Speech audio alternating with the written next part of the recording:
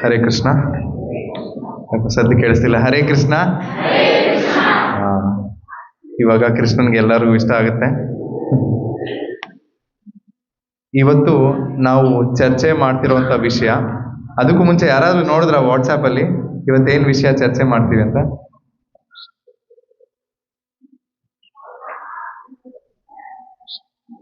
ಇನ್ನ ಸದ್ದಿಲ್ಲ, ಯಾರು ನೋಡಿಲ್ಲ ಅನ್ಸುತ್ತೆ. ಸರಿ, ಇರ್ಲಿ, ನಾನು ಹೇಳ್ತೀನಿ. ಅನನ್ಯ ಭಕ್ತಿಯ ಮಾರ್ಗ ಇವತ್ತು ನಾವು ಮಾತಾಡ್ತಿರುವಂತ ಅಥವಾ ನಾವು ಚರ್ಚೆ ಮಾಡ್ತಿರುವಂತ ವಿಷಯ.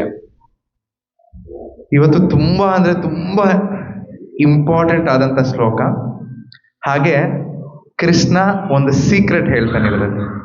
ಅದಕ್ಕೆ ನಾನು ಹೇಳಿದ್ದು ತುಂಬಾ ಅಂದ್ರೆ ತುಂಬಾ ಮುಖ್ಯವಾದಂತ ಶ್ಲೋಕ. ನಾನು ಶ್ಲೋಕ ಪ್ರಾರಂಭ ಮಾಡೋಕ್ಕೂ ಮುಂಚೆನೆ 3 ಪ್ರಶ್ನೆ ಕೇಳ್ತೀನಿ. ಆ ಉತ್ತರದ ಮೇಲೆ ಈ ಶ್ಲೋಕ ನಮ್ಗೆ ಬೇಗ ಅರ್ಥ ಆಗುತ್ತೆ. ಎಷ್ಟು ಜನಕ್ಕೆ ಕೃಷ್ಣ ಬೇಕು? ಎಲ್ಲರೂ ಬೇಕಲ್ಲ? ಎಲ್ಲರೂ. ಈಗ ನೆಕ್ಸ್ಟ್ ಕ್ವಶನ್ ಕೇಳ್ತೀನಿ, ಸ್ವಲ್ಪ ಕೈ ಕಮ್ಮಿ ಆಗುತ್ತೆ, ಎಲ್ಲ ನೋಡ್ತೀನಿ. ಆಮೇಲೆ ಕೃಷ್ಣ ನೋಡ್ತಿದ್ದಾರೆ, ನಾನು ನೋಡ್ತಾ ಇಲ್ಲ. ಎಷ್ಟು ಜನಕ್ಕೆ ಕೃಷ್ಣ ಇದೇ ಜನ್ಮದಲ್ಲಿ ಬೇಕು? ಸೊ ರೆಡಿ ಇದ್ದೀರಾ? ಇದೇ ಜನ್ಮದಲ್ಲಿ ಪಡಿಬೇಕು. ಸೊ ಯಾವಾಗೂ ಇನ್ಶೂರೆನ್ಸ್ ಕಂಪ್ನಿ ಕೊಡೋಂಗೆ ಟರ್ಮ್ಸ್ ಅಂಡ್ ಕಂಡೀಷನ್, ನಾನು ಇವಾಗ ಟರ್ಮ್ಸ್ ಅಂಡ್ ಕಂಡೀಷನ್ಸ್ ಹೇಳ್ತೀನಿ. ಇದೇ ಜನ್ಮದಲ್ಲಿ ನಾವು ಕೃಷ್ಣನ ಪಡಿಬೇಕು ಅಂದ್ರೆ ಏನ್ ಮಾಡ್ಬೇಕು ಅನ್ನೋ ಟರ್ಮ್ಸ್ ಅಂಡ್ ಕಂಡೀಷನ್ ಇವಾಗ ನಾವು ಈ ಶ್ಲೋಕದಲ್ಲಿ ತಿಳ್ಕೊಳ್ತೀವಿ. ಒಂದು ಅಡ್ವಾಂಟೇಜ್ ಇದೆ, ನಾವು ಎಲ್ಲಾ ಕಡೆ ಈ ಕೋರ್ಸ್ಗಳಲ್ಲಿ ಮಾಡುವಾಗ ಫಾಸ್ಟ್ ಕೋರ್ಸ್ ಅಂತೀವಿ ನೋಡಿ, bridge course, fast course, crash course ಅಂತ ಎಲ್ಲ ಹೇಳ್ತೀವಿ. ಸೊ ಕೃಷ್ಣನ್ನ ಬೇಗ ಪಡಿಬೇಕು ಅಂದ್ರೆ ಏನ್ ಮಾಡ್ಬೋದು ಅನ್ನೋದೇ ಇವತ್ತು ನಾವು ಚರ್ಚೆ ಮಾಡೋಣ.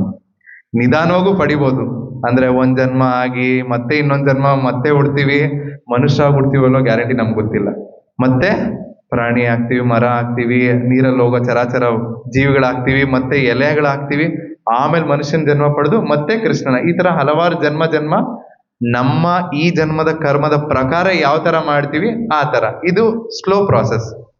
ಬೇಕಾ? ಇಷ್ಟೆಲ್ಲ ಬೇಡ ಅಲ್ವಾ? ಇಮಿಡಿಯೇಟ್ ಆಗಿ ಹೋಗ್ಬೇಕಲ್ಲ? ಮತ್ತೆ ಇಮಿಡಿಯೇಟ್ ಆಗಿ ಈ ಶ್ಲೋಕಕ್ಕೆ ಹೋಗೋಣ ಈಗ. ಸೊ ನಾವು ಇವತ್ತು ಚರ್ಚೆ ಮಾಡ್ತಿರುವಂಥದ್ದು ಬಂದು ಅಧ್ಯಾಯ 8 ಶ್ಲೋಕ 14, ಪೇಜ್ ನಂಬರ್ 395. ಭಗವದ್ಗೀತಾ ಯಥಾರೂಪ ಯಾರ ಹತ್ರ ಇರುತ್ತೋ. ನಾನು ಶ್ಲೋಕ ಹೇಳ್ತೀನಿ, ಮೊದಲನೇ ಲೈನ್ ಹೇಳಾದ್ಮೇಲೆ ನೀವು ಇನ್ನೊಂದ್ಸಲಿ ಅದನ್ನೇ ಮತ್ತೆ ರಿಪೀಟ್ ಮಾಡಿ.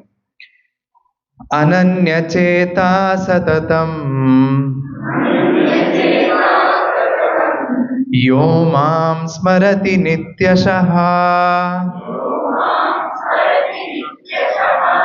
ತಸ್ಯಾಹಂ ಸುಲಭಃ ಪಾರ್ಥ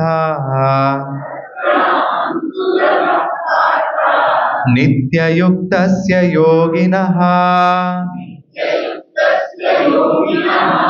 ಅನನ್ಯಚೇತಾ ಸತತಂ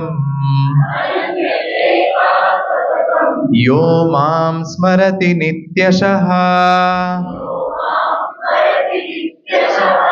ತಸ್ಯಾಹಂ ಸುಲಭಃ ಪಾರ್ಥ ನಿತ್ಯಯುಕ್ತಸ್ಯ ಯೋಗಿನಃ. ಪ್ರಸಾದ ಇಲ್ಲೇ ಇದೆ, ನನಗೆ ಇನ್ನ ಡೌಟ್ ಬರ್ತಾ ಇದೆ, ಯಾಕೆ ವಾಯ್ಸ್ ಬರ್ತಾ ಇಲ್ಲ ಅಂತ. ಅನನ್ಯ ಚೇತಾ ಸತತಂ ಯೋ ಮಾಂ ಸ್ಮರತಿ ನಿತ್ಯಶಃ ತಸ್ಯಾಹಂ ಸುಲಭಃ ಪಾರ್ಥ ನಿತ್ಯಯುಕ್ತಸ್ಯ ಯೋಗಿನಃ. ಸೊ ಈಗ ಫಸ್ಟ್ ಶ್ಲೋಕದ ಅರ್ಥ ತಿಳ್ಕೊಂಡ್ಬಿಡೋಣ, ಭಾವಾರ್ಥಕ್ಕೆ ಹೋಗೋ ಮುಂಚೆ. ಅನನ್ಯ ಚೇತ, ಈ ಒಂದು ಪದ ಬಹಳ ಅಂದ್ರೆ ಬಹಳ ಮುಖ್ಯ. ಅನನ್ಯ ಚೇತ ಅಂದ್ರೆ ಮನಸ್ಸಿನಲ್ಲಿ ವಿಚಲಿತ ಇಲ್ಲದೆ, ನಮ್ಗೆ ಬೇರೆ ಬೇರೆ ಯಾವುದೂ ಯೋಚನೆಗಳಿಲ್ಲದೆ. ಅನನ್ಯ ಚೇತ ಅಂದರೆ ಮನಸ್ಸಿನ ವಿಚಲಿತ ಇಲ್ಲದೆ. ಇಂಗ್ಲಿಷಲ್ಲಿ ಹೇಳ್ಬೇಕು ಅಂದ್ರೆ ವಿತೌಟ್ ಡಿವಿಯೇಷನ್ ಆಫ್ ಮೈಂಡ್. ನಮ್ಮ ಮನಸ್ಸು ಆಚೆ ಈಚೆ ಆಗದೆ, ಬೇರೆ ಆಲೋಚನೆಗಳೇ ಹೋಗದೆ. ಅನನ್ಯ ಚೇತ ಪದದ ಅರ್ಥ. ಸತತಂ ಅಂದ್ರೆ ಎಲ್ಲರಿಗೂ ಅರ್ಥ ಯಾವಾಗಲೂ. ಸತತಂ ಅಂದ್ರೆ ಯಾವಾಗಲೂ ಅಂತ ಅರ್ಥ. ಯೋ ಮಾಂ ಅಂದ್ರೆ, ಯೋ ಅಂದ್ರೆ ಯಾರು, ಮಾಂ ಅಂದ್ರೆ ನನ್ನನ್ನು. ಅಂದ್ರೆ ನನ್ನನ್ನು ಅಂದ್ರೆ ಕೃಷ್ಣ ಇದು ಅರ್ಜುನನ್ಗೆ ಹೇಳ್ತಾ ಇರೋದು. ಯೋ ಮಾಂ ಸ್ಮರತಿ, ಸ್ಮರತಿ ಅಂದ್ರೆ ನನ್ನನ್ನ ಕುರಿತು ಸ್ಮರಿಸೋದು. ನಿತ್ಯಶಃ, ನಿತ್ಯ ಅನ್ನೋ ಪದ ಪ್ರತಿನಿತ್ಯ, ಪ್ರತಿ ಕ್ಷಣ, ಪ್ರತಿ ಸೆಕೆಂಡ್, ಯಾವಾಗ್ಲೂ. ಅಂದ್ರೆ ಕೃಷ್ಣ ಅರ್ಜುನ್ಗೆ ಹೇಳ್ತಾ ಇದ್ದಾನೆ, ಅರ್ಜುನ ನೀನು ಅನನ್ಯವಾಗಿ ಅಂದ್ರೆ ನೀನು ನನ್ನ ಬಗ್ಗೆ ಒಂದು ಕ್ಷಣನೂ ಸಹ ಬಿಟ್ಟಿರದೆ ಕಂಟಿನ್ಯೂಸ್ ಆಗಿ ಅಂದ್ರೆ ಯಾವಾಗಲೂ ಸಹ ನಿನ್ನ ಮನಸ್ಸು ಆಗ್ಲಿ ನಿನ್ನ ಆಲೋಚನೆ ಆಗ್ಲಿ ಆಚೆ ಈಚೆ ಅಂದ್ರೆ ಬೇರೆ ಆಲೋಚನೆಗಳಿಗೆ ಹೋಗದೆ ಸದಾ ಸತತಂ ನನ್ನನ್ನು ಯೋಚನೆ ಮಾಡಿದ್ರೆ ಏನಾಗುತ್ತೆ? ತಸ್ಯಾಹಂ, ತಸ್ಯ ಅಂದ್ರೆ ಅಂಥವನಿಗೆ, ತಸ್ಯ ಅಂದ್ರೆ ಅಂಥವನಿಗೆ, ಅಹಂ ಅಂದ್ರೆ ನಾನು, ಅಂದ್ರೆ ಕೃಷ್ಣ ನಾನು, ಅಂಥವನಿಗೆ ನಾನು ಸುಲಭ ಪಾರ್ಥ, ಅಂಥವನಿಗೆ ನಾನು ಈಸಿಯಾಗಿ ಸಿಕ್ಬಿಡ್ತೀನಿ ಪಾರ್ಥ. ಸಿಕ್ಕದ್ರಿಂದ ಏನಾಗುತ್ತೆ? ನೆಕ್ಸ್ಟ್ ಕನೆಕ್ಷನ್ ಕೊಟ್ಟಿದ್ದಾನೆ ಕೃಷ್ಣ ಇಲ್ಲಿ. ನಿತ್ಯಯುಕ್ತಸ್ಯ ಯೋಗಿನಃ, ನಿತ್ಯಯುಕ್ತಸ್ಯ ಯೋಗಿನ ಅಂದ್ರೆ ತಪ್ಪದೆ ಅವನು ನಿರತವಾಗಿ ಭಕ್ತಿ ಯೋಗದಲ್ಲಿ ಅವನು ಇರ್ತಾನೆ. ಅರ್ಥ ಆಯ್ತಾ? ಸೊ ಕೃಷ್ಣ ಅರ್ಜುನ್ಗೆ ಹೇಳ್ತಾ ಇದ್ದಾನೆ, ಯಾರು ನನ್ನ ಕುರಿತಾದ ನನ್ನ ಬಗ್ಗೆ ಯಾವಾಗ್ಲೂ ಪ್ರತಿನಿತ್ಯ ಪ್ರತಿ ಕ್ಷಣ ಆಲೋಚನೆ ಮಾಡ್ಕೊಂಡಿದ್ದು ಆಚೆ ಈಚೆ ಬೇರೆ ಆಲೋಚನೆಗಳಿಗೆ ಅವನು ಬುದ್ಧಿ ಅಥವಾ ಮನಸ್ಸು ಹೋಗದೆ ಯೋಚನೆ ಮಾಡ್ಕೊಂಡಿರ್ತಾನಲ್ಲ, ಅಂಥವನಿಗೆ ಪಾರ್ಥ ನಾನು ಸಿಗ್ತೀನಿ. ಯಾಕೆಂದ್ರೆ ಅವನು ಭಕ್ತಿ ಯೋಗದಲ್ಲಿರ್ತಾನೆ. ನೋಡಿದ್ರ? ಅಂಥವನು ಕೃಷ್ಣ ಸಿಗ್ತಾನಂತೆ, ಇನ್ನೇನ್ ಬೇಕು? ಕರೆಕ್ಟ್ ಅಲ್ವಾ? ಆದ್ರೆ ಯಾವಾಗ್ಲೂ ಏನೋ ಪ್ರಭು ಬೆಳಿಗ್ಗೆ ಎದ್ದು ನೀವು ಜಪ ಮಾಡಕ್ ಹೇಳ್ತೀರಾ, ಬೆಳಿಗ್ಗೆ ಎದ್ದು ಜಪ ಮಾಡ್ತೀನಿ, ಯಾವಾಗ್ಲೂ ಹೆಂಗ್ ಪ್ರಭು ಕೃಷ್ಣನ ಜ್ಞಾಪಕ ಮಾಡ್ಕೊಂಡಿರೋದು? ಪ್ರಶ್ನೆ ಬರುತ್ತಲ್ಲ ನಮ್ಗೆ. ಯಾವಾಗ್ಲೂ ಹೇಗೆ ಕೃಷ್ಣನ, ಯಾವಾಗ್ಲೂ ಹೆಂಗೆ? ಇದ್ರ ಬಗ್ಗೆನೇ ನಾವು ಇವಾಗ ಚರ್ಚೆ ಮಾಡೋದು. ಕೃಷ್ಣ ಏನೋ ನಮ್ಗೆ ಇವಾಗ ಸೊಲ್ಯೂಷನ್ ಸಿಕ್ತು. ಕೃಷ್ಣನ ಹತ್ರ ನಮ್ ಕೃಷ್ಣ ಇದೇ ಜನ್ಮದಲ್ಲಿ ಬೇಗ ಬೇಕು ಅಂದ್ರೆ ಏನ್ ಮಾಡ್ಬೇಕು ನಾವು? ಕೃಷ್ಣನ ಬಗ್ಗೆ ಯಾವಾಗಲೂ ಪ್ರತಿನಿತ್ಯ ಪ್ರತಿ ಕ್ಷಣ ನಾವು ಆಲೋಚನೆ ಮಾಡಿ ಅವನ ಕುರಿತಾದ ಜ್ಞಾನ, ಕೀರ್ತನೆ, ಶ್ರವಣ ಎಲ್ಲವೂ ಅವನ ಕುರಿತಾದ ನಾವು ಮಾಹಿತಿನ ನಾವು ಯೋಚನೆ ಮಾಡಿಕೊಂಡು ಇದ್ದಾಗ ಅಂಥವನಿಗೆ ಕೃಷ್ಣ ಸಿಗ್ತಾನೆ ಅನ್ನೋದು ಗೊತ್ತಾಗೋಯ್ತು. ಆದ್ರೆ ಪ್ರಶ್ನೆ ಇರೋದು ಇದು ಹೇಗೆ ಅಂತ. ಸೊ ನಾವು ಹಿಂದಿನ ಕ್ಲಾಸಲ್ಲಿ ಎಲ್ಲರಿಗೂ ನೆನಪಿರ್ಬೋದು ಅನ್ಸುತ್ತೆ, ಇಲ್ಲ ನಾನು ಮತ್ತೆ ಶ್ಲೋಕ ಹೇಳ್ತೀನಿ. ಶ್ಲೋಕ 16 ಅಂದ್ರೆ ಅಧ್ಯಾಯ 7 ಶ್ಲೋಕ 16 ಚತುರ್ವಿಧ ಭಜಂತೆ ಮಾಂ ಜನ ಸುಕೃತನೋರ್ಜುನ ಆರ್ತೋ ಜಿಜ್ಞಾಸುರ್ ಅರ್ಥಾರ್ಥಿ ಜ್ಞಾನೀಚ ಭರತರ್ಷಭ. ಇದು 7ನೇ ಅಧ್ಯಾಯ 16ನೇ ಶ್ಲೋಕದಲ್ಲಿ ಇದೆ. ಪ್ರಭುಗಳು ಹೇಳಿದ್ರು, ಕೃಷ್ಣನ ಹತ್ರ 4 ರೀತಿಯ ಜನ ಬರ್ತಾರೆ. ಮೊದಲನೇ ಜನ ಆರ್ತೋ, ಅವ್ರು ಎಂಥವ್ರು ಅಂದ್ರೆ ದುಃಖಿಗಳು. ಸೊ ನನಗೇನೋ ಸಾಲ ಬಾಧೆ ಇದಪ್ಪ, ನನಗೆ ಸೈಟ್ ಆಗಿಲ್ಲ, ಯಾವುದೋ ಒಂದು ದುಡ್ಡು ಬರ್ಬೇಕಿತ್ತು ಪ್ರಭು, ದುಡ್ಡು ಬಂದಿಲ್ಲ, ಏನೋ ಅವ್ರ ಜೀವನದಲ್ಲಿ ಏನೋ ಒಂದು ದುಃಖ. ಯಾಕಂದ್ರೆ ಆರ್ತೋ ಅಂದ್ರೆ ದುಃಖಿಗಳು ಅಂತಾರೆ ಸಂಸ್ಕೃತ, ಅಂದ್ರೆ ಆರ್ತೋ ಅಂದ್ರೆ ಸಂಸ್ಕೃತದಲ್ಲಿ ಅದರ ಅರ್ಥ ದುಃಖಿಗಳು. ತುಂಬಾ ದುಃಖದಲ್ಲಿ ಇರ್ತಾರಲ್ಲ, ಭಗವಂತ ಏನಾದ್ರೂ ಮಾಡಿ ದುಃಖ ಸರಿ ಮಾಡ್ಬಿಡಪ್ಪ, ಈ ರೀತಿಯ ಜನ ಇರ್ತಾರೆ. ಇವರು ಬರ್ತಾರೆ ಕೃಷ್ಣನ ಹತ್ರ. 2ನೇ ಅವರು ಜಿಜ್ಞಾಸುರ್. ಇವ್ರು ಹೇಗೆ ಅಂದ್ರೆ ಕುತೂಹಲಿಗಳು. ಹಿಂಗ್ ಮಾಡಿದ್ರೆ ಹೆಂಗಾಗುತ್ತೆ, ಸರಿ ಇಷ್ಟಲ್ಲ ಇದ್ರ ಬಿಟ್ಟು ಇದು ಮಾಡ್ಬಿಡೋಣ. ತುಂಬಾ ತುಂಬಾ ಅಂದ್ರೆ ತುಂಬಾ ಈ ಮೂಡ್ ಸ್ವಿಂಗ್ಸ್ ಅಂತಾರೆ ನೋಡಿ, ಅವ್ರಿಗೆ ಮೂಡ್ ಸ್ವಿಂಗು ಆಗ್ತಿರುತ್ತೆ, ಕುತೂಹಲ. ಹಿಂಗ್ ಮಾಡ್ಬಿಡೋಣ, ಹಿಂಗ್ ಮಾಡಿದ್ರೆ ಏನಾಗುತ್ತೆ, ಸರಿ ಇಲ್ಲ ಬೇಡ ಮತ್ತೆ ಹಿಂಗ್ ಮಾಡ್ಬಿಡೋಣ. ಈ ರೀತಿ ಕೆಲವರು ವ್ಯಕ್ತಿಗಳಿರ್ತಾರೆ. ಇವರು ಸಹ ಭಗವಂತ ನಾನು ಹಿಂಗ್ ಮಾಡ್ಬಿಟ್ಟೆ, ಏನಾಗುತ್ತೋ ನನ್ಗೆ ಗೊತ್ತಿಲ್ಲ, ಕಾಪಾಡ್ಬಿಡಪ್ಪ ನೀನು. ಈ ತರ ಇರುವಂತ ವ್ಯಕ್ತಿಗಳು. ಕೃಷ್ಣ 3ನೇ ವ್ಯಕ್ತಿನೂ ಹೇಳ್ತಾನೆ, ಇವರು ಅರ್ಥಾರ್ಥಿ. ಇವ್ರು ಹೆಂಗೆ ಅಂದ್ರೆ ಸ್ವಲ್ಪ ಸ್ಟಾಕ್ ಮಾರ್ಕೆಟಿಂಗ್ ಮಾಡ್ತಾರೆ. ಭಗವಂತ ಸ್ವಲ್ಪ ನಾನು 1000 ರೂಪಾಯಿ ಹಾಕ್ತೀನಿ, ಒಂದು 3 ಕಂಪ್ನಿಗೆ ಹಾಕಿದ್ದೀನಿ, ಇವಾಗ 1.5 ಲಕ್ಷ ಮಾಡ್ಬಿಡಪ್ಪ. ಏನೋ ನಾನು ತಿರುಪತಿಗೆ ಬರ್ತೀನಿ, 5,000 ಹಾಕ್ತೀನಿ, ನನ್ಗೆ 5 ಲಕ್ಷ ಹಾಕ್ಬಿಡ್ಲಿ. ಸ್ವಲ್ಪ ಮಾರ್ಕೆಟಿಂಗ್ ಅಂದ್ರೆ ನಾನು 1000 ಹಾಕ್ತೀನಿ, 5,000 ಬರ್ಲಪ್ಪ. ಸೊ ಸ್ವಲ್ಪ ಇನ್ವೆಸ್ಟ್ಮೆಂಟ್ ಪ್ಲಾನಿಂಗ್ ನಡೆಸ್ತಾರೆ ಭಗವಂತನಂತ. ಇವರು 3ನೇ ತರ ವ್ಯಕ್ತಿಗಳು. 4ನೇ ತರ ವ್ಯಕ್ತಿ ಜ್ಞಾನೀಚ. ಇವ್ರು ಗೊತ್ತು. ಈ ಜ್ಞಾನೀಚ ಅನ್ನೋಂಥ ವ್ಯಕ್ತಿಗಳಿಗೆ ದೇಹ ಅಂದ್ರೆ ಏನು, ಆತ್ಮ ಅಂದ್ರೆ ಏನು, ನಾವ್ ಯಾಕೆ ಈ ಭೌತಿಕ ಜಗತ್ತಿನಲ್ಲಿ ಇದೀವಿ ಅಂದ್ರೆ ಜ್ಞಾನದಿಂದ ಕುತೂಹಲದೆ ಹುಡುಕ್ತಾ ಇರ್ತಾರೆ. ಯಾಕೆ ಈ ತರ ನಾವು ಭೌತಿಕ ಜಗತ್ತಿಗೆ ಬಂದ್ಬಿಟ್ವಿ ಅಂದ್ರೆ ಇವ್ರಿಗೆಲ್ಲ ಗೊತ್ತು, ಬಟ್ ಆದ್ರೂ ಅವ್ರು ನಂಬ್ತಾ ಇಲ್ಲ. ಸಂಪೂರ್ಣವಾಗಿ ಶರಣಾಗತರು ಭಗವಂತನಿಗೆ ಆಗ್ತಾ ಇಲ್ಲ. ಈ ರೀತಿ 4 ರೀತಿಯ ವರ್ಗಗಳ ಜನ ಕೃಷ್ಣನ ಹತ್ರ ಬರ್ತಾರೆ. ಸೊ ಎಲ್ಲೋ ಒಂದ್ ಕಡೆ ಇವ್ರು 4 ಜನ ವ್ಯಕ್ತಿಗಳು ಕೃಷ್ಣ ಹತ್ರ ಬರೋದು ಏನೋ ಒಂದು ಎಕ್ಸ್ಪೆಕ್ಟೇಷನ್ ಇಟ್ಕೊಂಡೆ ತಾನೆ. ಕರೆಕ್ಟ್ ಅಲ್ವಾ? ಕರೆಕ್ಟ್ ಅಲ್ವಾ? ನಾವು ಎಲ್ಲ ಇದೀವಿ ಇದರಲ್ಲಿ. ಸೊ ಹೌದು. ಹಾಗಾದ್ರೆ ಕೃಷ್ಣ ಇಂಥವ್ರನ್ನ ತಳ್ಳಿಬಿಡ್ತಾನ, ವರ ಕೊಡ್ತಾನ? ಯಾಕಂದ್ರೆ ನಮಗ್ ಕೊಡ್ತಾ ಇದಾರಲ್ಲ. ನೀವೇ ನಗ್ತಾ ಇದ್ರಪ್ಪ, ನಾನೇನು ಕ್ವಶನ್ ಕೇಳಿದೆ ಅಷ್ಟೇ. ಹೌದು, ಕೃಷ್ಣ ಇಂಥ 4 ರೀತಿಯ ವರ್ಗಗಳ ವ್ಯಕ್ತಿಗಳನ್ನ ತಳ್ಳಲ್ಲ, ಅಂದ್ರೆ ದೂರ ಹಾಕಲ್ಲ. ಯಾಕೆ? ನಮ್ಗೆ ಗೊತ್ತು ತಾನೆ, ಎಕ್ಸ್ಪೆಕ್ಟೇಷನ್ ಇಟ್ಕೊಂಡೆ ಬಿಸ್ನೆಸ್ ಮಾಡ್ತಾ ಇದೀವಿ ತಾನೆ. ನಾವು ತಿರುಪತಿಗೆ ಹೋಗ್ತೀವಿ, ಹಾಕ್ತಿವಿ ಗೋವಿಂದ ಗೋವಿಂದ, ಕರೆಕ್ಟ್ ಅಲ್ವಾ? ಆದ್ರೂ ಯಾಕೆ ಭಗವಂತ ಇವನು ಎಕ್ಸ್ಪೆಕ್ಟೇಷನ್ನೇ ಮಾಡಿ ಬಿಸ್ನೆಸ್ ಮಾಡ್ತಾ ಇದ್ದಾನೆ? ಭಗವಂತ ಯಾಕೆ ಅಕ್ಸೆಪ್ಟ್ ಮಾಡ್ದ? ರೀಸನ್ ಇರ್ಬೇಕಲ್ಲ. ಯಾವತ್ತು ನಾವ್ ಏನೇ ಕೇಳಿದ್ರು ಸಹ ಕ್ವಶನ್ ಮಾಡಿ ಅದ್ರ ಉತ್ತರ, ರೀಸನ್ ತಿಳ್ಕೊಬೇಕು ನಾವು. ಯಾಕೆ ಭಗವಂತ ನಾವ್ ಈ ತರ ಎಕ್ಸ್ಪೆಕ್ಟೇಷನ್ ಬಿಸ್ನೆಸ್ ಮಾಡಿದ್ರು ಸಹ ಭಗವಂತ ಯಾಕೆ ಅಕ್ಸೆಪ್ಟ್ ಮಾಡ್ದ? ಓಕೆ, ಮಾತಾಜಿ ಹತ್ರ ಬಂದ್ರು. ಹಾ, ಯಾವುದೋ ಒಂದು ರೀತಿಲಿ. ಓಕೆ, 2 ಹತ್ತತ್ರ ಬಂತು. ಇನ್ನ ಮಾತಾಜಿ ಡೈರೆಕ್ಟ್ ಆನ್ಸರ್ಗೆ ಬಂದ್ಬಿಟ್ರು. ಓಕೆ, ಆಕ್ಚುಲಿ ಅದೇ ಆನ್ಸರ್, ಅಕಾಮ ಸರ್ವಕಾಮವ, ಒಂದು ಭಾಗವತದಲ್ಲಿದೆ. ಯಾಕೆ ಅಂದ್ರೆ ಆ ಭಾಗವತಕ್ಕೆ ಹೋಗಿನ ಇನ್ನ ಸ್ವಲ್ಪ ಸಿಂಪಲ್ ಲೆವೆಲ್ ಅಲ್ಲಿ ಹೇಳ್ತೀನಿ. ಈ 4 ರೀತಿಯ ವರ್ಗದಲ್ಲೂ ಸಹ ನಾವು ಅಪ್ರೋಚ್ ಮಾಡ್ತಿರೋದು ಯಾರನ್ನ? ಕೃಷ್ಣನ್ನ.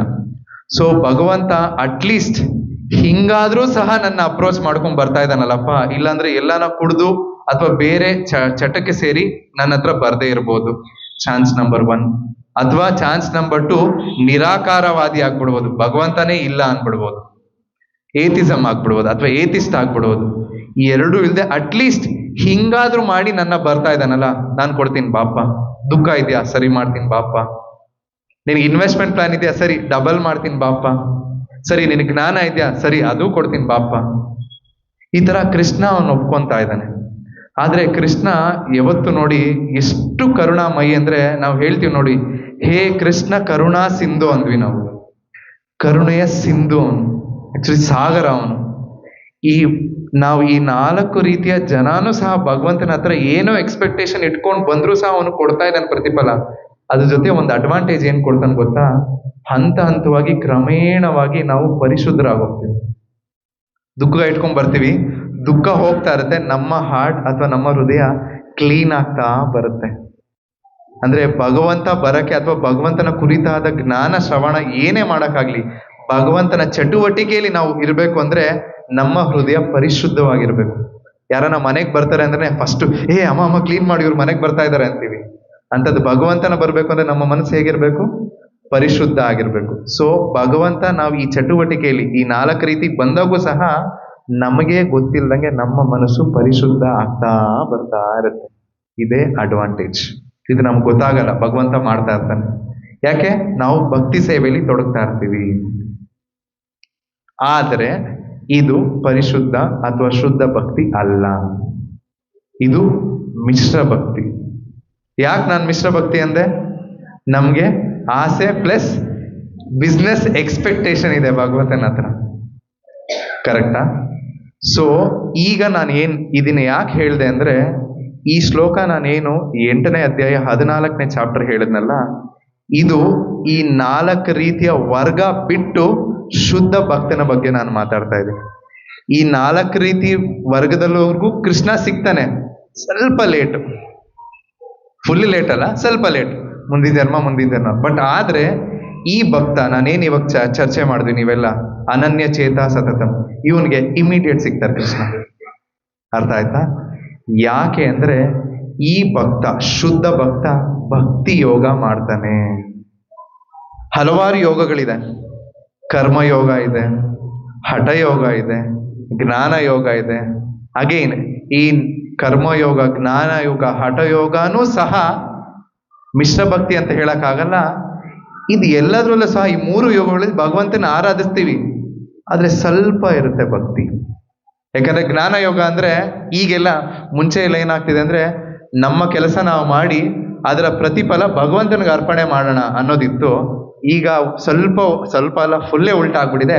ವರ್ಕ್ ಇಸ್ ವರ್ಕ್ಶಿಪ್, ಕಾಯಕವೇ ಕೈಲಾಸ. ಎಲ್ಲಾ ಕಡೆ ಸ್ಟೇಟಸ್ ಹಾಕ್ತಿರ್ತಾರೆ. ಎಲ್ಲ ಕೆಲ್ಸಾನೇ ದೇವ್ರು, ಚೆನ್ನಾಗಿ ಕೆಲಸ ಮಾಡಿದ್ರೆ ಚೆನ್ನಾಗಿ. ಎಲ್ಲೋ ಒಂದ್ ಕಡೆ ನಾವು ಇದರ ಗೂಢಾರ್ಥ ಬಿಟ್ಬಿಟ್ಟು ಹೋಗ್ತಾ ಇದೀವಿ. ಈಗಿನ ಕರ್ಮಯೋಗ ಈ ತರ ಆಗ್ಬಿಟ್ಟಿದೆ. ಅರ್ಥ ಆಯ್ತಾ? ಹಠಯೋಗ ಅಂದ್ರೆ ಸರಿ, ಧ್ಯಾನ ಮಾಡಿ ಪಡೆಯೋಣ ಅಂತ ಅಂದ್ರೆ ನಾವು ತ್ರೇತಾಯುಗ ಸತ್ಯಯುಗದಲ್ಲಿ ಇಲ್ಲ. ಕಾಡ್ಗೋಗೋಣ ಅಂದ್ರೆ ನಾವು ಇಲ್ಲೇ ನಾಡಲ್ಲೇ ಇದೀವಿ, ಅದು ಮಾಡಕ್ಕಾಗಲ್ಲ. ಸರಿ, ಹಠಯೋಗನೂ ಬೇಡ, ಜ್ಞಾನಯೋಗ, ಜ್ಞಾನದಿಂದ ತಿಳ್ಕೊಳ್ಳೋಣ ಅಂದ್ರೆ ತುಂಬಾ ಲೇಟ್ ಪ್ರಾಸೆಸ್, ತುಂಬಾ ಕಷ್ಟ. ಅದಕ್ಕೋಸ್ಕರ ನಾವು ಕೃಷ್ಣನ ಇಮಿಡಿಯೇಟ್ ಆಗಿ ಅಥವಾ ಕೃಷ್ಣನ ನಾವು ಬೇಗ ಪಡಿಬೇಕು ಅಂದ್ರೆ ಈ ಭಕ್ತಿ ಯೋಗ ಮಾರ್ಗ, ಶುದ್ಧ ಭಕ್ತಿಯನ್ನು ನಾವು ಅನುಸರಣೆ ಮಾಡಿದಾಗ ನಾವು ಭಗವಂತನ ಇಮ್ಮಿಡಿಯೇಟ್ ಆಗಿ ಪಡಿಬಹುದು. ಇಷ್ಟು ಬ್ಯಾಕ್ಗ್ರೌಂಡ್ ನಾನು ಹೇಳಿದ್ದು. ಈಗ ನಮಗ್ ಸೊಲ್ಯೂಷನ್ ಗೊತ್ತಾಯ್ತು. ನಾವೇನ್ ಮಾಡ್ಬೇಕು? ಕೃಷ್ಣನ್ ಇಮಿಡಿಯೇಟ್ ಆಗಿ ಪಡಿಬೇಕು ಅಂದ್ರೆ ಭಕ್ತಿ ಯೋಗ ಮಾಡ್ಬೇಕು. ಭಕ್ತಿ ಯೋಗ ಮಾಡ್ಬೇಕು ಅಂದ್ರೆ ನಾವೇನಾಗಿರ್ಬೇಕು? ಶುದ್ಧ ಭಕ್ತರಾಗಿರ್ಬೇಕು. ಎಲ್ಲದಕ್ಕೂ ಒಂದು ಕ್ವಾಲಿಫಿಕೇಶನ್ ಇರುತ್ತಲ್ಲ. ಸರಿ, ಎಲ್ಲರೂ ಕೈ ಎತ್ತಿದ್ರಲ್ಲ ಕೃಷ್ಣ ಬೇಕು ಅಂತ, ಎಲ್ಲರೂ ಕೈ ಎತ್ತಿದ್ರಿ ಇದೇ ಜನ್ಮದಲ್ಲಿ ಬೇಕು ಅಂತ. ಮತ್ತೆ ಹಂಗಂದ್ರೆ ಈ ಕ್ವಾಲಿಫಿಕೇಶನ್ ಎಲ್ಲರಿಗೂ ಹೇಳ್ತೀನಿ. ಇದನ್ನ ಫಾಲೋ ಮಾಡಿದ್ರೆ ನಿಜವಾಗ್ಲೂ ಸಿಗುತ್ತೆ. ಅಂಡ್ ಇನ್ನೊಂದು ಇವಾಗೆ ಹೇಳ್ಬಿಡ್ತೀನಿ, ಕೃಷ್ಣ ಯಾವತ್ತು ಬೈ ಒನ್ ಗೆಟ್ ಒನ್ ತರ ಕೊಡ್ತಾರೆ. ಈ ತರ ಇದ್ದವ್ರಿಗೆ ಇನ್ನೊಂದು ಮೇಜರ್ ಅಡ್ವಾಂಟೇಜ್ ಇದೆ, ಅದು ನೆಕ್ಸ್ಟ್ ಶ್ಲೋಕ ಹೇಳುತ್ತೆ. ಆಯ್ತಾ? ಈಗ ಈ ಭಕ್ತಿ ಯೋಗ ಎಂಥದ್ದು ಅಂತ ಹೇಳ್ಬಿಟ್ಟು ಶುದ್ಧ ಭಕ್ತನ ಕ್ವಾಲಿಫಿಕೇಶನ್ ಏನು ಅನ್ನೋದು ನಾನು ಆಮೇಲೆ ಹೇಳ್ತೀನಿ. ಈ ಭಕ್ತಿ ಯೋಗ ಅನ್ನೋಂಥದ್ದು ಚೈತನ್ಯ ಚರಿತಾಮೃತದಲ್ಲಿ ಹೇಳ್ತಾರೆ ನಿಷ್ಕಾಮ ಯೋಗ ಅಂತ. ಇದು ಎಂಥ ಯೋಗ ಅಂದ್ರೆ ನಾವು ಕೃಷ್ಣನನ್ನ ಬಿಟ್ಟು ಬೇರೆ ಏನನ್ನೂ ಸಹ ಆಲೋಚನೆ ಮಾಡಲ್ಲ. ಮೊದಲನೇದು, ಕೃಷ್ಣನ ಸಂತೃಪ್ತಿ ಬಿಟ್ಟು ಬೇರೆ ಯಾವ ಚಟುವಟಿಕೆಗೂ ಕೂಡ ನಾವು ಆಸರೆ ಅಥವಾ ನಾವು ಮಹತ್ವ ಕೊಡಲ್ಲ. ಅಂದ್ರೆ ಸರಳವಾಗಿ ಹೇಳ್ಬೇಕು ಅಂದ್ರೆ ಕೃಷ್ಣನ ಸಂತೃಪ್ತಿಗೆ ಇದಾಗತ್ತಾ ನಾನು ಅದೇ ಮಾಡ್ತೀನಿ. ವಿಚೆವರ್ ಅಂದ್ರೆ ಯಾವ್ದು ಕೆಲಸ, ಯಾವ್ದು ಆಲೋಚನೆ, ಯಾವ್ದು ಚಟುವಟಿಕೆ, ಯಾವ್ದು ಕಾರ್ಯ, ಎಲ್ಲವೂ ಸಹ ಕೃಷ್ಣನ ಸಂತೃಪ್ತಿಗೋಸ್ಕರ, ಕೃಷ್ಣನಿಗೋಸ್ಕರ. ಏನೇನೆಲ್ಲ ಇರುತ್ತೆ ಜಸ್ಟ್ ಕೃಷ್ಣನಿಗೋಸ್ಕರ. ಇದು ಭಕ್ತಿ ಯೋಗ. ಇದನ್ನ ನಾವು ಮಾಡ್ಬೇಕು. ಏನೇ ಮಾಡ್ಲಿ ಕೃಷ್ಣನ್ಗೋಸ್ಕರ. ನಾನು ದುಡಿತಾ ಇರ್ಲಿ ಕೃಷ್ಣನ್ಗೋಸ್ಕರ, ನಾನು ಓದ್ತಾ ಇರ್ಲಿ ಕೃಷ್ಣನ್ಗೋಸ್ಕರ. ಇದು ನಮ್ಮಲ್ಲಿ ಬರಬೇಕು. ಆಗ ನಾವು ಭಕ್ತಿ ಯೋಗದ ಪದದ ಅರ್ಥ ತಿಳ್ಕೊಂಡ್ವಿ. ಅರ್ಥ ಆಗ್ತಿದ್ಯಾ? ಏನೇ ತರ ಆಲೋಚನೆ ಇರಲಿ. ಯಾಕಂದ್ರೆ ನಾವು ಈ ಕಲಿಯುಗದಲ್ಲಿ ಮಾಡ್ತಿರೋಂಥದ್ದೆಲ್ಲ ಮಿಶ್ರ ಭಕ್ತಿನೇ. ಇವಾಗ ನಾವು ಕೆಲಸ ಮಾಡ್ತಿರ್ತೀವಿ, ನಾವು ಏನೇ ಮಾಡಿದ್ರು ಫಸ್ಟ್ ಸ್ಯಾಲ್ರಿ ಬಂತೋ ನನಗೆ ಅಂತೀವಿ.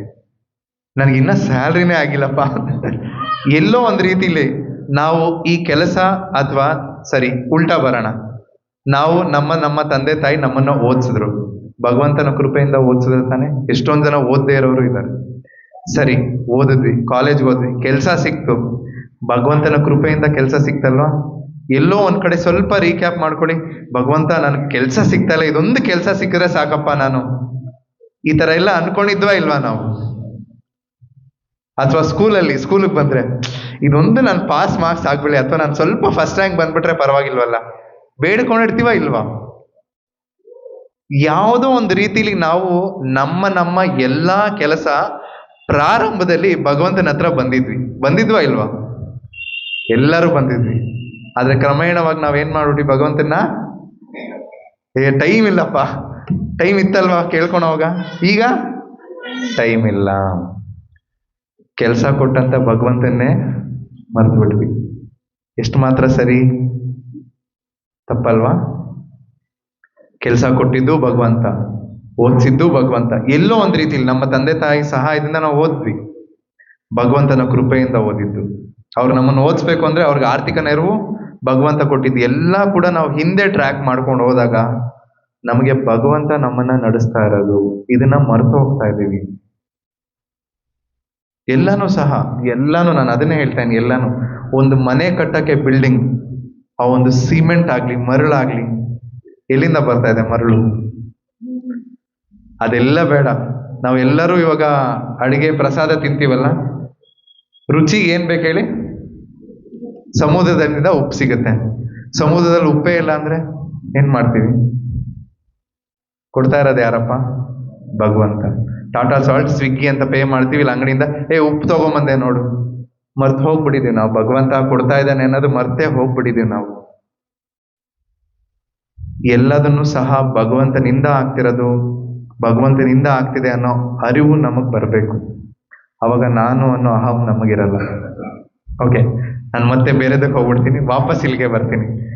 ಸೊ ಭಕ್ತಿ ಯೋಗ, ಈ ಭಕ್ತಿ ಯೋಗದಲ್ಲಿ ಇರುವಂತ ವ್ಯಕ್ತಿ ಯಾವಾಗ್ಲೂ ಸಹ ಕೃಷ್ಣನ ಕುರಿತಾದಂತ ಆಲೋಚನೆ, ಕೃಷ್ಣನಿಗೆ ಮಾಡುವಂತ ಸೇವೆ, ಎಲ್ಲದನ್ನೂ ಸಹ ಕೃಷ್ಣನಿಗೋಸ್ಕರ ಅವನು ಮಾಡ್ತಾನೆ. ಈಗ ಕ್ವಾಲಿಫಿಕೇಶನ್ ಹೇಳ್ತೀನಿ. ಕ್ವಾಲಿಫಿಕೇಶನ್ ಹೇಳಾದ್ಮೇಲೆ ಅಂಥವನಿಗೆ ಏನು ಅಡ್ವಾಂಟೇಜ್ ಅನ್ನೋದು ಹೇಳ್ತೀನಿ ನಾನು ಇವಾಗ. ನಾನು ಬರ್ಕೊಂಬಂದೆ, ಯಾಕಂದ್ರೆ ತುಂಬಾ ಕ್ವಾಲಿಫಿಕೇಶನ್ ಇದೆ, ಎಲ್ಲರಿಗೂ ಹೇಳೋಣ ಅಂತ. ಸೊ ನಾವು ಕರ್ಮಯೋಗ ಎಲ್ಲ ಮಾಡ್ಕೊಂಬಂದ್ವಿ. ಈಗ ಕ್ವಾಲಿಫಿಕೇಶನ್ ಅಂತ ಬಂದಾಗ ಈಸಿ. ನಾನು ಅವಾಗಲೇ ಹೇಳ್ಬಿಟ್ಟೆ, ಸತತಂ ಅಂತ ಹೇಳಿದೆ ನಾನು.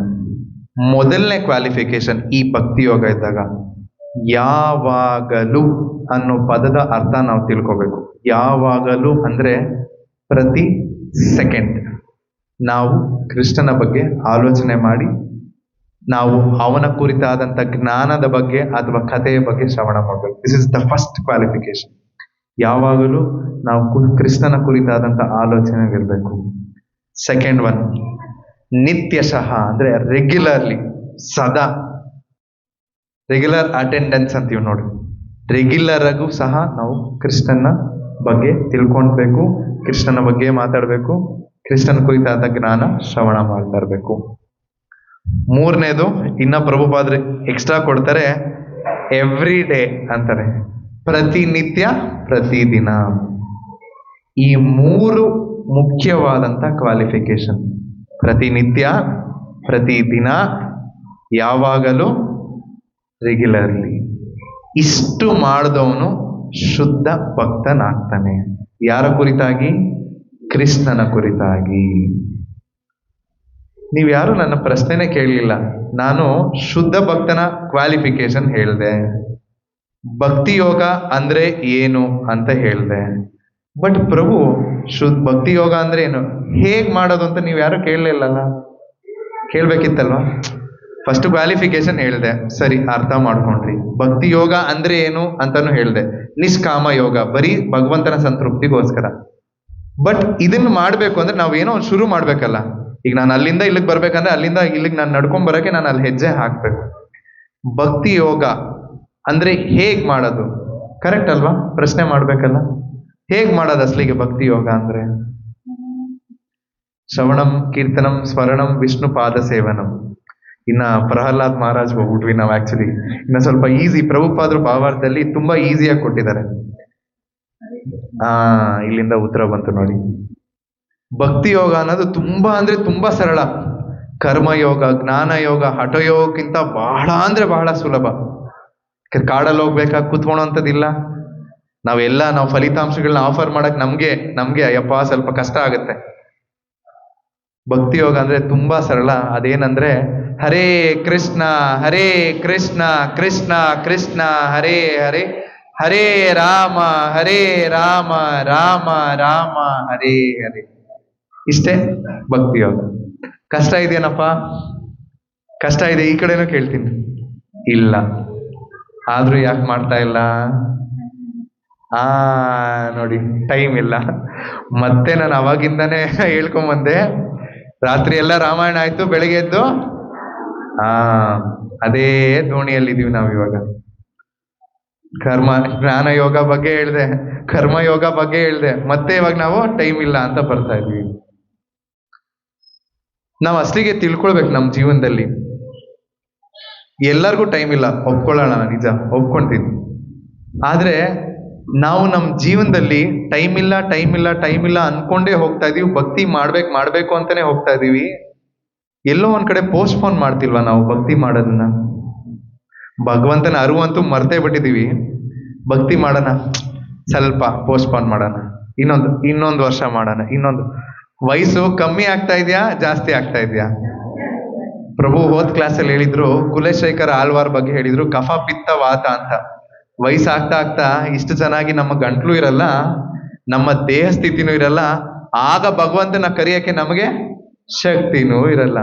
ಪ್ರಭು ಹೋದ್ ಕ್ಲಾಸಲ್ಲಿ ಹೇಳಿದ್ರು, ನಾವು ಸಾಯೋ ಸಮಯದಲ್ಲಿ ನಮ್ಮ ಭಾವನೆ ಯಾವುದಾಗಿರುತ್ತೆ ಆ ರೀತಿಯ ದೇಹ ಅಥವಾ ಆ ರೀತಿಯ ಆಲೋಚನೆ ಮುಂದಿನ ಜನ್ಮ ನಾವು ಪಡ್ಕೊಂಡ್ಬಿಡ್ತೀವಿ. ಇಷ್ಟವಾಗಿರುವಂತ ನಾಯಿ ನಿಮ್ಮಿ ಪಮ್ಮಿ ಅಂತ ಜ್ಞಾಪಕ ಮಾಡ್ಕೊಂಡ್ರೆ ಮುಂದಿನ ಜನ್ಮದಲ್ಲಿ ನಾವು ನಿಮ್ಮಿ ಪಮ್ಮಿ ಆಗಿರ್ತೀವಿ. ಕರೆಕ್ಟಾ ಇಲ್ವಾ? ನಮ್ಮ ಆಲೋಚನೆ ಇಲ್ಲ, ಅವ್ರನ್ನ ಹೊಡಿಬೇಕು, ಅವ್ರ ಮೇಲೆ ತುಂಬಾ ಆಕ್ರೋಶ ಇದೆ ಅಂದ್ರೆ ಹಾವಾಗ್ತೀವಿ. ನೋಡಿ, ನಮ್ಗೆ ಅರ್ಥ ಮಾಡ್ಕೊಳ್ಬೇಕು, ನಮಗೆ ಸಿಕ್ಕಿರೋಂತ ಈ ಒಂದು ದೇಹ ಎಫಿಷಿಯಂಟ್ ಯುಟಿಲೈಸೇಷನ್ ಅಂತ ಕರಿತೀವಿ ನಾವು ಈ ಒಂದು ದೇಹ ಪಡ್ಕೊಂಡಿರೋದು 84 ಲಕ್ಷ ಜೀವರಾಶಿಗಳ ಆದ ಮೇಲೆ. ಅಂದ್ರೆ ಎಷ್ಟು ಫಾರ್ಚುನೇಟ್ ನಾವು.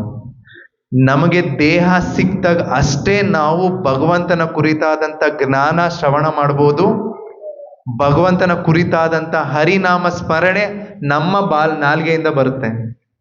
ಯಾಕಂದ್ರೆ ನಮಗ್ ಜ್ಞಾನ ಇದೆ, ಮಾಡ್ಬೇಕು. ಪ್ರಾಣಿಗಳು ಮಾಡಕ್ಕಾಗತ್ತಾ? ನೋಡಿ, ನಮಗ್ ಸಿಕ್ಕಿರೋಂತ ಈ ಒಂದು ಜನ್ಮನ ನಾವು ಸಾರ್ಥಕತೆ ಕರ್ಕೊಂಡು ಹೋಗ್ಬೇಕು. ಈಗ ಹೇಳಿ, ನಾವು ಟೈಮ್ ಇಲ್ಲ ಅಂತ ಹೇಳ್ಬೇಕಾ? ಇಲ್ಲ ತಾನೆ, ಮಾಡ್ಬೇಕು ತಾನೆ. ದಿನ ನಾವು ಇನ್ನೊಂದು ಅರ್ಥ ಮಾಡ್ಕೊಬೇಕು, ಪ್ರತಿ ದಿನಾನೂ ಸಹ ನಮಗ್ ಗೊತ್ತಾಗ್ತಿರುತ್ತೆ, ಪ್ರತಿ ದಿನಾನೂ ಸಹ ಮೃತರಾಗ್ತಾ ಇರ್ತಾರೆ. ಎಷ್ಟು ಜನ, ಎಷ್ಟು ಆಕ್ಸಿಡೆಂಟ್ಸ್ ಆಗುತ್ತೆ. ಲೈಫ್ ಅನ್ನೋದು ಶಾಶ್ವತ ಇಲ್ಲ. ನಾವು ಅನ್ಕೊಂತ ಇದೀವಿ, ಮುಂಚೆ ಎಲ್ಲ ಪೆಪ್ಸಿ ಆಡ್ ಬರೋದು, ತಿಲ್ ಮಾಂಗೆ ಮರು, ಇವಾಗೆಲ್ಲ ಇನ್ನ ಬರ್ತಿದೆ. ನನ್ಗ ಯಾರೋ ನನ್ನ ಫ್ರೆಂಡ್ ಹೇಳ್ತಾ ಇದ್ರು, life is very short, let's enjoy ಅನ್ನೋರು. Yes, I agree, life is very short, but there is no time to enjoy. ನಿಜವಾಗ್ಲು ಜೀವನ ನಿಜ ತುಂಬಾ ಚಿಕ್ಕದೆ. ಯಾವಾಗ ಏನಾಗುತ್ತೋ ಯಾರಿಗಾದ್ರೂ ಗೊತ್ತಾ? ಬೇಡ, ಅಟ್ಲೀಸ್ಟ್ ನಾನು ಈ ಫೋನ್ ತಗೊಂತೀನಿ, 5 years ಗ್ಯಾರಂಟಿ ಅಂತ ಕೊಡ್ತಾರೆ. ಬೇಡ, ಮಾತಾಜಿ ಕಡೆ ತಿರುಗ್ತೀನಿ, washing machine 10 years guarantee, motor replacement ಅಂತಾರೆ. ಈ ದೇಹಕ್ಕೆ ಏನಾದ್ರೂ ಗ್ಯಾರಂಟಿ ಇದೆಯಾ? ಇಲ್ಲ ಅಲ್ವಾ? ಮತ್ತೆ ಯಾಕೆ ಈ ಟೈಮ್ ಇಲ್ಲ? ಯೋಚನೆ ಮಾಡ್ಬೇಕು ನಾವಿದು. ಎಷ್ಟು ಸಲ ನಾನು ಕೇವಲ ಅಷ್ಟಕಂದು ನಾನು ಪದೇ ಪದೇ ಹೇಳ್ತಾ ಇರ್ತೀನಿ. ಅದರಲ್ಲಿ ನಿಶ್ವಾಸೋ ನಹಿ ವಿಶ್ವಾಸೋ ಕದಾ ವೃದ್ಧೋ ಭವಿಷ್ಯತಿ ಕೀರ್ತನೀಯ ಮತೋ ಬಾಲ್ಯಾತ್ ಹರೇರ್ನಾಮೈವ ಕೇವಲಂ. ನಿಶ್ವಾಸೋ ನಹಿ ವಿಶ್ವಾಸೋ ಅಂದ್ರೆ ನಮಗಿರುವಂತ ಈ ಒಂದು ಶ್ವಾಸ, ಗಾಳಿ ಯಾವಾಗ ನಿಂತೋಗುತ್ತೆ ಅನ್ನೋದು ನಮಗೆ ಗೊತ್ತಿಲ್ಲ. ನಿಶ್ವಾಸೋ ನಹಿ ವಿಶ್ವಾಸೋ ಕದಾ ವೃದ್ಧೋ ಭವಿಷ್ಯತಿ, ಟೈಮೂ ಗೊತ್ತಿಲ್ಲ. ಕೀರ್ತನೀಯ ಮತೋ ಬಾಲ್ಯಾತ್, ಹರಿನಾಮ ಸ್ಮರಣೆ ಮಾಡ್ರಪ್ಪ. ಹರೇರ್ನಾಮೈವ ಕೇವಲ, ಕೇಳ್ಕೊಂತ ಇದ್ದಾರೆ ಅದರಲ್ಲಿ. ನೋಡಿ, ನಾವು ಅರ್ಥ ಮಾಡ್ಕೊಬೇಕು, ಹರಿನಾಮ ಸ್ಮರಣೆ ಒಂದೇ ಈ ಭವಸಾಗರದಿಂದ ನಮಗೆ ದಾಟಿಸುವಂತ ಒಂದೇ ಒಂದಿರುವಂತ ಮಾರ್ಗ. ಅದಕ್ಕೆ ಕಲಿಯುಗದಲ್ಲಿ ಚೈತನ್ಯ ಮಹಾಪ್ರಭು ಬಂದು ಈ ಹರಿನಾಮ, ಹರೇರ್ನಾಮ ಹರೇರ್ನಾಮ ಹರೇರ್ನಾಮ ಇವ ಕೇವಲಂ ಕಲೌ ನಾಸ್ತಿ ಕಲೌ ನಾಸ್ತಿ ಕಲೌ ನಾಸ್ತಿ ಏವ ಗತಿರ ಅನ್ಯತಾ ಅಂತ ಹೇಳಿದ್ರು. ಇದೊಂದೇ. ಬೇರೆ ಬೇರೆ ಯುಗಗಳಲ್ಲಿ ಹಲವಾರು ಮಾರ್ಗ ಇತ್ತು, ಅದನ್ನು ಹೇಳ್ಬಿಡ್ತೀನಿ. ಮುಂಚೆ ಫಸ್ಟ್ ತ್ರೇತಾಯುಗ, ಸತ್ಯುಗ, ಅಲ್ಲಿ ಧ್ಯಾನ ಮಾಡಿ ಭಗವಂತನ ಪಡೆದ್ಬಿಡ್ಬೋಯಿತ್ತು. ಭಗವಂತನ ಕುರಿತಾದ ಆರಾಧನೆ ಮಾಡಿ ಭಗವಂತನ ಪಡ್ಕೊಂಬೋಯ್ತು. ಈಸಿ. ಯಾಕಂದ್ರೆ ಅವಾಗಿನ ಪರಿಶುದ್ಧತೆ ಅಥವಾ ಅವಾಗಿರುವಂತ ವ್ಯಕ್ತಿಗಳಲ್ಲಿ ಆ ಶಕ್ತಿ ಇತ್ತು. ಅಷ್ಟು ವರ್ಷ ತಪಸ್ ಮಾಡ್ತಾ ಇದ್ರು. ತಪಸ್ ಬಿಡಿ, ಎಷ್ಟು ವರ್ಷ ಇರ್ತೀವಿ ನಾವು ಇವಾಗ? ನಮ್ಮ ಆಯುಷು ಎಲ್ಲೋ ಒಂದ್ ಕಡೆ ನಿಮ್ಗೆಲ್ಲ ಗೊತ್ತಿರ್ಬೋದು, ನಮ್ಮ ಮುತ್ತಾತರು ಅಥವಾ ನಮ್ಮ ತಾತಂದಿರೆಲ್ಲ 100 ವರ್ಷ 120 ಎಲ್ಲ ಇರ್ತಾ ಇದ್ರಲ್ಲ. ಇವಾಗೆಲ್ಲ ನಮ್ಮ ತಾತ ಇದ್ದಿದ್ರು ಅಂತ ಇದ್ವಿ. ಯಾಕಂದ್ರೆ ಎಲ್ಲೋ ಒಂದ್ ಕಡೆ ನಮ್ಗೆ ಗೊತ್ತಾಗ್ತಾ ಇದೆ, ಇದೊಂದೇ ಜೀವನ ಇರೋದು ನಮ್ಗೆ. ಟೈಮ್ ಇಲ್ಲ ಅಂದ್ರೆ ನಮ್ಮ ಜೀವನಕ್ಕೆ ನಾವೇ, ಬೆರಳು ನಮ್ಮ ಕಡೆನೇ ಇರುತ್ತೆ. ನಮ್ಮ ದೇಹಕ್ಕೆ, ನಮ್ಮ ಕರ್ಮಕ್ಕೆ ನಾವೇ ರೆಸ್ಪಾನ್ಸಿಬಲ್, ನಾವೇ ಅಧಿಕಾರ. ಅದಕ್ಕೋಸ್ಕರ ನೀವೆಲ್ಲರೂ ಕೈ ಎತ್ತಿದ್ನಿಂದ ನಾನು ಒಪ್ಕೊಳ್ತೀನಿ, ಭಗವಂತನ ಇಮಿಡಿಯೇಟ್ ಆಗಿ ನಾವು ಪಡಿಬೇಕು ಅಂದ್ರೆ ನಾವು ನಮ್ಮನ್ನ ಈ ಭಕ್ತಿ ಯೋಗದಲ್ಲಿ ಶುದ್ಧ ಯೋಗದಲ್ಲಿ ಅಂದ್ರೆ ಶುದ್ಧ ಭಕ್ತಿಯಲ್ಲಿ ನಮ್ಮನ್ನ ನಾವು ತೊಡಗಿಸ್ಕೊಳ್ಬೇಕು. ಸರಿ ಪ್ರಭು, ನನ್ನನ್ನ ನಾನು ತೊಡಗಿಸೋಣ. ಟೈಮ್ ಆಗೋಗ್ತಾ ಇದೆ, ನಾನು ನೋಡಿಲ್ಲ. ಓಕೆ, 5 ಮಿನಿಟ್ಸ್ ಸ್ವಲ್ಪ ಎಕ್ಸ್ಟೆಂಡ್ ಮಾಡ್ತೀನಿ. 5 minutes. ನಮ್ಮನ್ನ ನಾವು ಶುದ್ಧ ಭಕ್ತರ ಆಗೋಣ ಅಂತ ಅನ್ಕೊಳ್ಳೋಣ, ಭಕ್ತಿ ಯೋಗನ ಮಾಡಿದ್ವಿ ಅಂತ ಅನ್ಕೊಳ್ಳೋಣ. 3 ಅಡ್ವಾಂಟೇಜ್ ಇದೆ. ಯಾಕಂದ್ರೆ ಕೃಷ್ಣ ಅದನ್ನು ಹೇಳ್ತಾನೆ. ಈಗ ಭಕ್ತಿ ಯೋಗ ಇವಾಗ ನಮ್ಗೆಲ್ಲ ಹೆಂಗಾಗಿದೆ ಅಂದ್ರೆ, ನಾವೆಲ್ಲರೂ ಸ್ಟಾಕ್ ಮಾರ್ಕೆಟಿಂಗೇ ಮಾಡ್ತೀವಿ. ನಾನು 10 ರೂಪಾಯಿ ಹಾಕಿದ್ರೆ ಎಷ್ಟು ಬರುತ್ತೆ ಅಂತ ಥಿಂಕ್ ಮಾಡ್ತೀವಿ. 1000 ಹಾಕಿದ್ರೆ 2000 ಬರುತ್ತಾ? ನಮ್ಮ ಯೋಚನೆ ಹಂಗೆ ಇದೆ ಅಲ್ಲ. ಸರಿ, ಕೃಷ್ಣ ಅದಕ್ಕೂ ನೀನು ಭಕ್ತಿ ಯೋಗ ಶುದ್ಧ ಭಕ್ತಿ ಮಾಡಪ್ಪ, ನಾನು ಏನ್ ಮಾಡ್ತೀನಿ ಅನ್ನೋದು ಅದನ್ನೂ ಹೇಳಿದಾನೆ ಕೃಷ್ಣ. ಯಾರು ಶುದ್ಧ ಭಕ್ತಿ ಮಾಡ್ತಾನೋ ಅಥವಾ ಶುದ್ಧ ಭಕ್ತನಾಗಿರ್ತಾನೋ ಅವನು ಏನ್ ಮಾಡ್ತಾನೆ, ಯಾವಾಗ್ಲೂ ಕೃಷ್ಣನ ಬಗ್ಗೆ ಚಿಂತೆ ಮಾಡ್ತಿರ್ತಾನೆ. ಅದಕ್ಕೊಂದು ಅಡ್ವಾಂಟೇಜ್ ಏನ್ ಗೊತ್ತಾ, ಕೃಷ್ಣನೂ ಸಹ ಅವನ ಬಗ್ಗೆ ಆಗ ಯಾವಾಗೂ ಯೋಚನೆ ಮಾಡ್ತಿರ್ತಾನಂತೆ. ನೋಡಿ, ಭಗವಂತ ನಮ್ಮ ಬಗ್ಗೆ ಯೋಚನೆ ಮಾಡ್ತೀರಂದ್ರೆ ಎಷ್ಟು ಗ್ರೇಟ್ ಇರ್ಬೋದು. ಒಂದು ಚಿಕ್ಕ ಉದಾಹರಣೆ ತಗೊಳ್ಳೋಣ. ನಾವು ನಮ್ಮ ತಮ್ಮ ಅಥವಾ ನಮ್ಮ ಸಂಬಂಧಿಕರಿಗೆ ನಾನು ಬರೋದು ಲೇಟ್ ಆಗಿರುತ್ತೋ, ತುಂಬಾ ಹಶ್ವಾಗ್ತಾ ಇದೆ, ಆಫೀಸಲ್ಲಿ ಅಥವಾ ನಾನು ಹೊರಗಡೆ ಊಟ ಮಾಡಕ್ ಆಗ್ಲಿಲ್ಲ, ನಾನು ಮನೆಗೆ ಬಂದು ಊಟ ಮಾಡಿರ್ತೀನಿ, ಅಮ್ಮ ಏನ್ ಮಾಡಿದಾಳೆ ಅದನ್ನ ಸ್ವಲ್ಪ ಎತ್ತಿಟ್ಟಿರು ಅಂತ ನಮ್ಮ ಸಂಬಂಧಿಕರಿಗೆ ಹೇಳಿರ್ತೀವಿ. ತುಂಬಾ ಹಶ್ವಾಗ್ತಿದೆ, ಎಲ್ಲೂ ಊಟನೂ ಸಿಕ್ಕಿಲ್ಲ, ಮನೆಗೆ ಬರ್ತೀನಿ, ತಟ್ಟೆ ನೋಡಿದ್ರೆ ಖಾಲಿ ಇದೆ. ಸರಿ, ಏನಾಗುತ್ತೆ ಅವಾಗ? ಹಸು ಬೇರೆ, ತಡಿಯಕ್ಕಾಗ್ತಿಲ್ಲ, ಕರಿತೀವಿ ಅವನ್ನ, ನಾನು ಇಟ್ಟಿ ಅಂತ ಹೇಳಿದ್ನಲ್ಲೋ, ನೀನ್ ತಿನ್ಬಿಟ್ಟಿದ್ಯಲ್ಲೋ. ಎಲ್ಲೋ ಒಂದ್ ಕಡೆ ವಾಯ್ಸ್ ಕೇಳುತ್ತೆ, ಅಮ್ಮನ ವಾಯ್ಸು, ನಾನು ಎತ್ತಿಟ್ಟಿದ್ದೀನಿ ಬಾರೋ, ನಾನು ನೆನ್ಪಲ್ಲಿ ಇಟ್ಕೊಂಡಿದ್ದೆ. ಅಮ್ಮ ನೆನ್ಪಲ್ಲಿ ಇಟ್ಕೊಂಡಿದ್ಲು, ನನಗ್ ತೆಗ್ದಿಟ್ಟಿದ್ಲು ಅಂದಿದ ತಕ್ಷಣ ನಮ್ಮ ಮನಸ್ಸು ಏನಾಗತ್ತೆ? ಹಬ್ಬ ಅನ್ಸುತ್ತಲ್ವಾ? ನೋಡಿ, ಇಲ್ಲಿ ನಾವು ಚರ್ಚೆ ಮಾಡ್ಬೇಕಾದ್ರೆ ಪ್ರಸಾದ ಅಥವಾ ನಮ್ಮ ಫುಡ್ ಎತ್ತಿಟ್ಟಿರೋದಲ್ಲ. ಅಮ್ಮ ಏನ್ ಮಾಡಿದ್ಲು? ಎತ್ತಿಟ್ಟಿರಕ್ಕೆ ಅಮ್ಮ ನೆನಪಿಟ್ಕೊಂಡ್ಲು. ಅಂದ್ರೆ ನನ್ನ ಮಗ ಹೊಟ್ಟೆ ಹಸ್ಕೊಂಡು ಬರ್ತಾ ಇದ್ದಾನೆ, ನನ್ನ ಮಗಳು ಪಾಪ ತೆಗ್ದಿಡ್ಬೇಕು ಅನ್ನೋ ನೆನಪು. ಈ ಭೌತಿಕ ಜಗತ್ತಿನಲ್ಲಿ ನಮ್ಮ ತಾಯಿ ಅಷ್ಟು ನಮ್ಮ ಕೇರ್ ಮಾಡಬೇಕು ಅಂದ್ರೆ, ನಾವು ಎಲ್ಲರೂ ಸಹ ಅಹಂ ಬೀಜ ಪ್ರಜಾಪಿತ, ಭಗವಂತನ ಮಕ್ಕಳು. ಭಗವಂತ ಎಷ್ಟು ಕೇರ್ ಮಾಡಲ್ಲ ನಮ್ಮನ್ನ? ಕರೆಕ್ಟಾ ಇಲ್ವಾ? ಎಷ್ಟು ಸಲಿ ಭಗವಂತನ ಹತ್ರ ಹೋಗಿರ್ತೀವಿ, ಇದೊಂದು ಮಾಡ್ಕೊಟ್ಬಿಡಪ್ಪ, ಇದೊಂದು ಕೆಲಸ ಆಗ್ಬಿಡಪ್ಪ, ಇದೊಂದ್ಸಲಿ ನಾನು ಪಾಸ್ ಆಗ್ಬಿಡ್ಲಿ, ಇದೊಂದ್ಸಲಿ ನಾನು ಡಿಸ್ಟಿಂಕ್ಷನ್ ಬಂದ್ಬಿಡ್ಲಿ, ಇದೊಂದ್ಸಲಿ ಈ ಸೈಟ್ ಮ್ಯಾಟರ್ ಕ್ಲಿಯರ್ ಆಗ್ಬಿಡ್ಲಿ, ಇದೊಂದ್ಸಲಿ ಈ ಕೋರ್ಟ್ ವಿಷಯ ಗೆದ್ಬಿಡ್ಲಿ. ಎಷ್ಟು ಸಲಿ ಹೋಗಲ್ಲ ನಾವು ಭಗವಂತನ ಹತ್ರ? ಹೋಗ್ತಾನೇ ಇದೀವಿ ನಾವು ಭಗವಂತನ ಹತ್ರ. ಆದ್ರೆ ಭಗವಂತನ ಮಾತ್ರ ನಾವು ನೆನಪಲ್ಲಿ ಇಟ್ಕೊಂತ ಇಲ್ಲ. ಭಗವಂತ ಅದಕ್ಕೆ ಹೇಳ್ತಾ ಇದ್ದಾನೆ, ಶುದ್ಧ ಭಕ್ತಿ ಮಾಡಪ್ಪ, ಯಾವಾಗಲೂ ನೀನು ನನ್ನ ಜ್ಞಾಪಿಸ್ಕೋ, ನಾನು ನಿನ್ನ ಮರೆಯಲ್ಲ, ನಾನು ಸಹ ನಿನ್ನ ನೆನಪಲ್ಲಿ ಇಟ್ಕೋತೀನಿ. ಕೃಷ್ಣ ಅರ್ಜುನ್ ಹೇಳ್ತಾನೆ, ಉತ್ತಮ್ ಸಾರಥಿ ಹೂ ಮೇ ಪಾರ್ಥ ಅಂತಾನೆ ಹಿಂದಿಲಿ. ಅಂದ್ರೆ ನಾನು ಉತ್ತಮವಾದ ಸಾರಥಿ ಪಾರ್ಥ, ರಥನೂ ನಡೆಸ್ತೀನಿ, ಜೀವನದ ರಥನೂ ನಡೆಸ್ತೀನಿ ಪಾರ್ಥ ಅಂತ ಹೇಳ್ತಾನೆ. ನಮ್ಮ ಜೀವನದ ರಥ ನಡೆಸ್ತಾ ಇರೋದು ಕೃಷ್ಣನೇ. ಎಷ್ಟು ಅಕ್ಷೋನಿಶ್ಚಯ ಸೇನೆ ಇದ್ದಿದ್ದು, ಕರೆಕ್ಟ್ ಅಲ್ವಾ? ಅರ್ಜುನನ ಎದುರುಗಡೆ ಎಂಥ ಮಹಾರಥಿಗಳು, ಕವಚ ಇರುವಂತ ಕರ್ಣ, ಇಚ್ಛೆಯ ಮರಣ ಇರುವಂತ ಭೀಷ್ಮ, ತನಗೆ ಯಾವಾಗ ಬೇಕೋ ಅವಾಗ ಇಚ್ಛೆ, ಕರೆಕ್ಟಾ? ಹಾಗೆ ತನ್ನ ಗುರುಗಳಾದಂಥ ದ್ರೋಣಾಚಾರ್ಯ, ನಮ್ಮ ಗುರುಗಳ ಎದುರು ಫೈಟ್ ಮಾಡ. ಇಷ್ಟೊಂದು ಎಲ್ಲರೂ ಇದ್ದಾಗೂ ಸಹ ಹೇಗೆ ಅರ್ಜುನ ಗೆದ್ದ? ಯಾಕೆಂದ್ರೆ ಅವನು ಯಾವಾಗಲೂ ಈ ಶುದ್ಧ ಭಕ್ತನಾಗಿದ್ದ. ಹಾಗೆ ಇದಕ್ಕೆ ಇನ್ನೊಂದು ಕಂಡೀಷನ್, ಅವನು ತನ್ನನ್ನ ತಾನು ಶರಣಾಗತಿಸ್ಕೊಂಡಿದ್ದ. ನಾವು ಸಹ ಬರೀ ಇದನ್ನೆಲ್ಲ ಕೇಳಿರ್ತೀವಿ, ಬಂದದ್ದೆಲ್ಲ ಬರಲಿ ಗೋವಿಂದನ, ಇದೆಲ್ಲರೂ ಹೇಳ್ತಾ ಇದ್ದೀವಿ. ನಾವು ಭಗವಂತನಿಗೆ ಶರಣ ಆಗ್ಬೇಕು. ಮುಂಚೆಯಿಂದನೇ ಎಲ್ಲ ಆದ್ಮೇಲೆ ಎಲ್ಲ ಆಯ್ತಪ್ಪ ಗೋವಿಂದ ನಿನಗ್ ಬಿಟ್ಟಿದ್ದೀನಪ್ಪ ಅಲ್ಲ, ಫಸ್ಟ್ ಇಂದನೇ ಭಗವಂತನಿಗೆ ನಾವು ಶರಣಾಗತರಾಗೋದನ್ನ ನಾವು ಇವಾಗಿಂದ ಕಲಿಬೇಕು ಅಂತ ನಾನು ಹೇಳ್ತಾ ಇದ್ದೀನಿ. ಪ್ರಾಕ್ಟೀಸ್ ಅಲ್ಲ, ಕಲಿಬೇಕು. ಪ್ರಾಕ್ಟೀಸ್ ಬಿಟ್ಬಿಟ್ಟಿದೀವಿ, ಮಾಡ್ತಾ ಇದ್ದೇನೆ ಪ್ರಾಕ್ಟೀಸ್ ಅಂತೀನಿ. ನಾವು ಕಲಿಯಕ್ಕೆ ಶುರು ಮಾಡಬೇಕು ನಾವು. ಆಗ ನಾವು ಭಗವಂತನ ಇಮಿಡಿಯೇಟ್ ಆಗಿ ನೋಡಿ. ಕೃಷ್ಣ ನಮ್ಮ ಬಗ್ಗೆ ನೆನಪಿಟ್ಕೊಂತ ಇದ್ದಾನೆ, ಯೋಚನೆ ಮಾಡಿ. ಇದು ಮೊದಲನೇ ಅಡ್ವಾಂಟೇಜ್. ಸೆಕೆಂಡ್ ಅಡ್ವಾಂಟೇಜ್ ಹೇಳ್ತೀನಿ ನಾನು ನಿಮ್ಗೆ. ಕೆಲವರು ಹೇಳ್ತಾರೆ, ನಾವು ಶುದ್ಧ ಭಕ್ತರ ಆಗ್ಬೇಕು ಅಂದ್ರೆ ನಾವು ವೃಂದಾವನದಲ್ಲಿರ್ಬೇಕು, ಮಾಯಾಪುರ ಧಾಮದಲ್ಲಿರ್ಬೇಕು, ಮಥುರಾ ಧಾಮದಲ್ಲಿರ್ಬೇಕು, ದ್ವಾರಕಾ ನಗರಿಲಿರ್ಬೇಕು, ಪೂರಿ ಜಗನ್ನಾಥದಲ್ಲಿರ್ಬೇಕು, ತಿರುಪತಿಲಿರ್ಬೇಕು, ಈ ರೀತಿ ಹಲವಾರು ಕ್ಷೇತ್ರಗಳಲ್ಲಿ. ಹೌದು, ಇರ್ಬೇಕು, ನಿಜ. ಆದ್ರೆ ಈ ಒಂದು ಶುದ್ಧ ಭಕ್ತ ಅಥವಾ ಭಕ್ತಿ ಯೋಗದಲ್ಲಿರುವಂತ ವ್ಯಕ್ತಿ ಅಂದ್ರೆ ಶುದ್ಧ ಭಕ್ತ ಹೇಗಿರ್ತಾನೆ ಅಂದ್ರೆ ಅವನು ಇರೋಂಥ ಸರೌಂಡಿಂಗ್ಸೇ ವೃಂದಾವನ ಮಾಡ್ಬಿಡ್ತಾನಂತೆ. ಯಾಕೆ ಹೇಳಿ? ಅವನ ನಾಲ್ಗೆಯಲ್ಲಿ ಹರಿನಾಮ ಸ್ಮರಣೆ ಓಡ್ತಾ ಇರುತ್ತೆ. ಕರೆಕ್ಟಾ? ಎಲ್ಲಿ? ಯಾಕೆಂದ್ರೆ ನಾನು ಇನ್ನೊಂದು ಹೇಳ್ತೀನಿ, ಇಷ್ಟೊತ್ತು ನಾವೆಲ್ಲ ಭಗವಂತನ ಕುರಿತಾದಂತ ಚರ್ಚೆ ಅಂದ್ರೆ ಭಗವಂತನ ಬಗ್ಗೆ ಮಾತಾಡ್ತಾ ಇದೀವಲ್ಲ, ನಮ್ಮ ನಡುವೆ ಇಲ್ಲಿ ಭಗವಂತ ಇದ್ದಾನ? ಕೃಷ್ಣ ಇದ್ದಾನ? ಹೇಗೆ?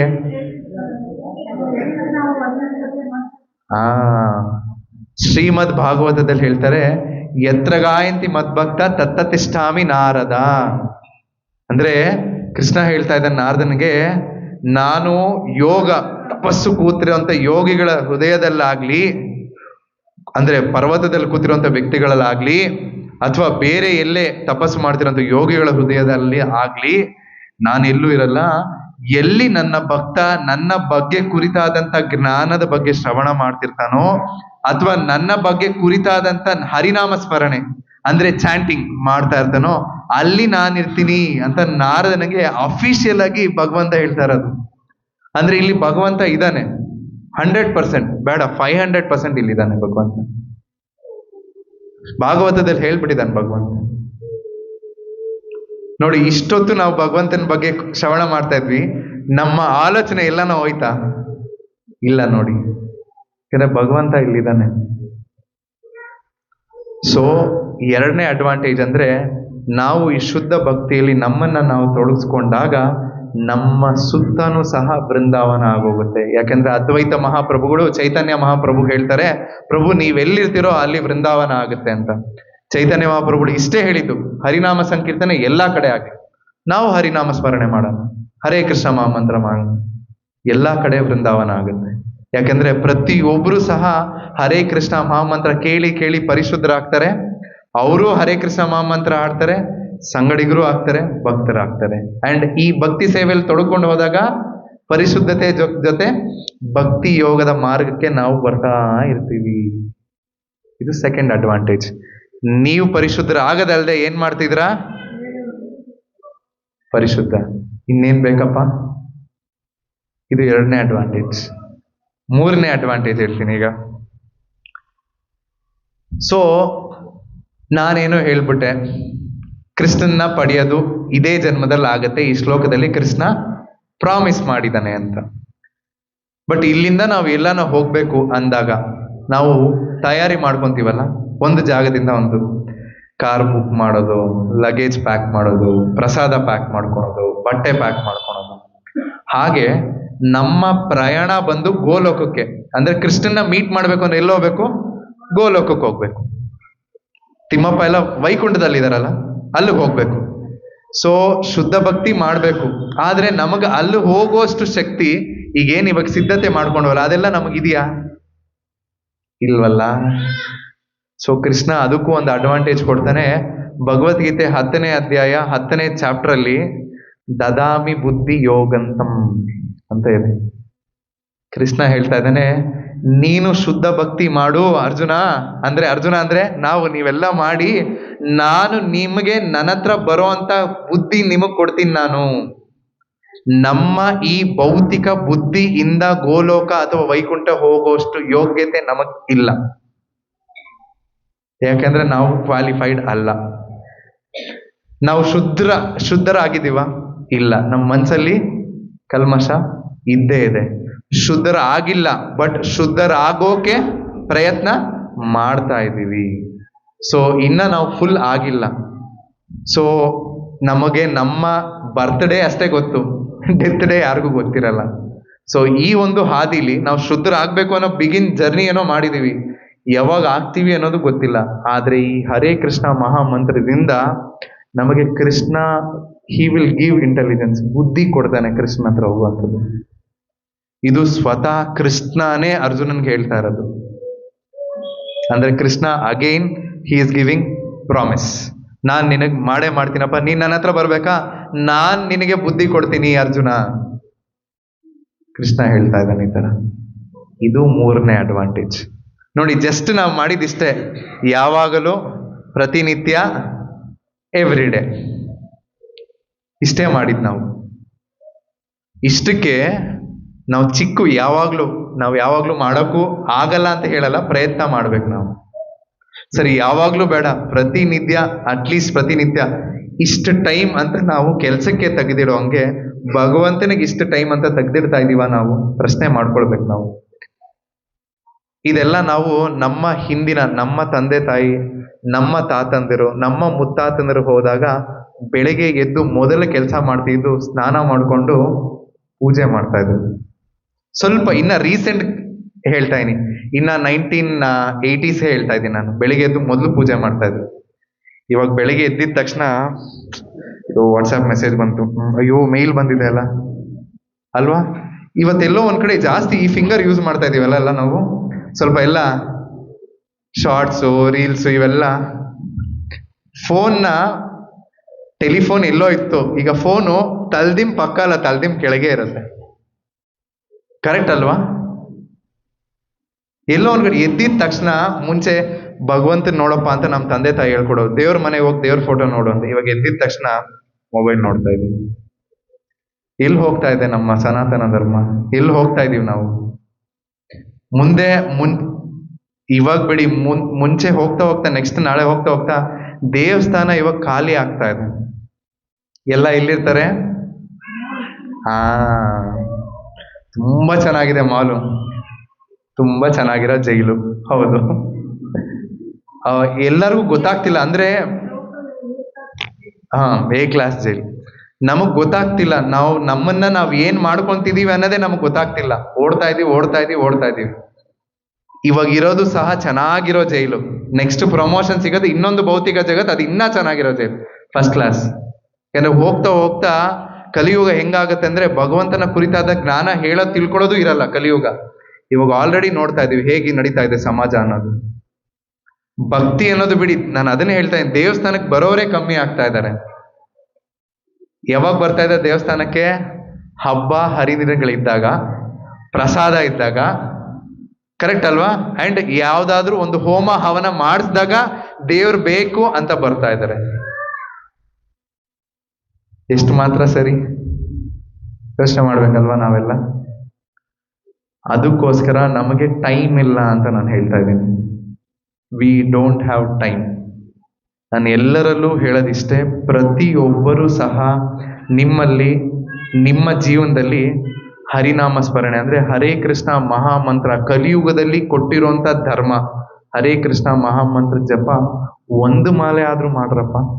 1 ಮಾಲೆ 8 ನಿಮಿಷ, ಮ್ಯಾಕ್ಸಿಮಮ್ 8 ನಿಮಿಷ 1 ಮಾಲ ಮಾಡಿ. ಅದಾದ್ಮೇಲೆ ನೋಡಿ ಏನಾಗುತ್ತೆ ಅಂತ. ಹಾಗೆ ಭಕ್ತಿ ಸೇವೆಯಲ್ಲಿ ನಮ್ಮನ್ನ ನಾವು ತೊಡಗಿಸ್ಕೋಬೇಕು.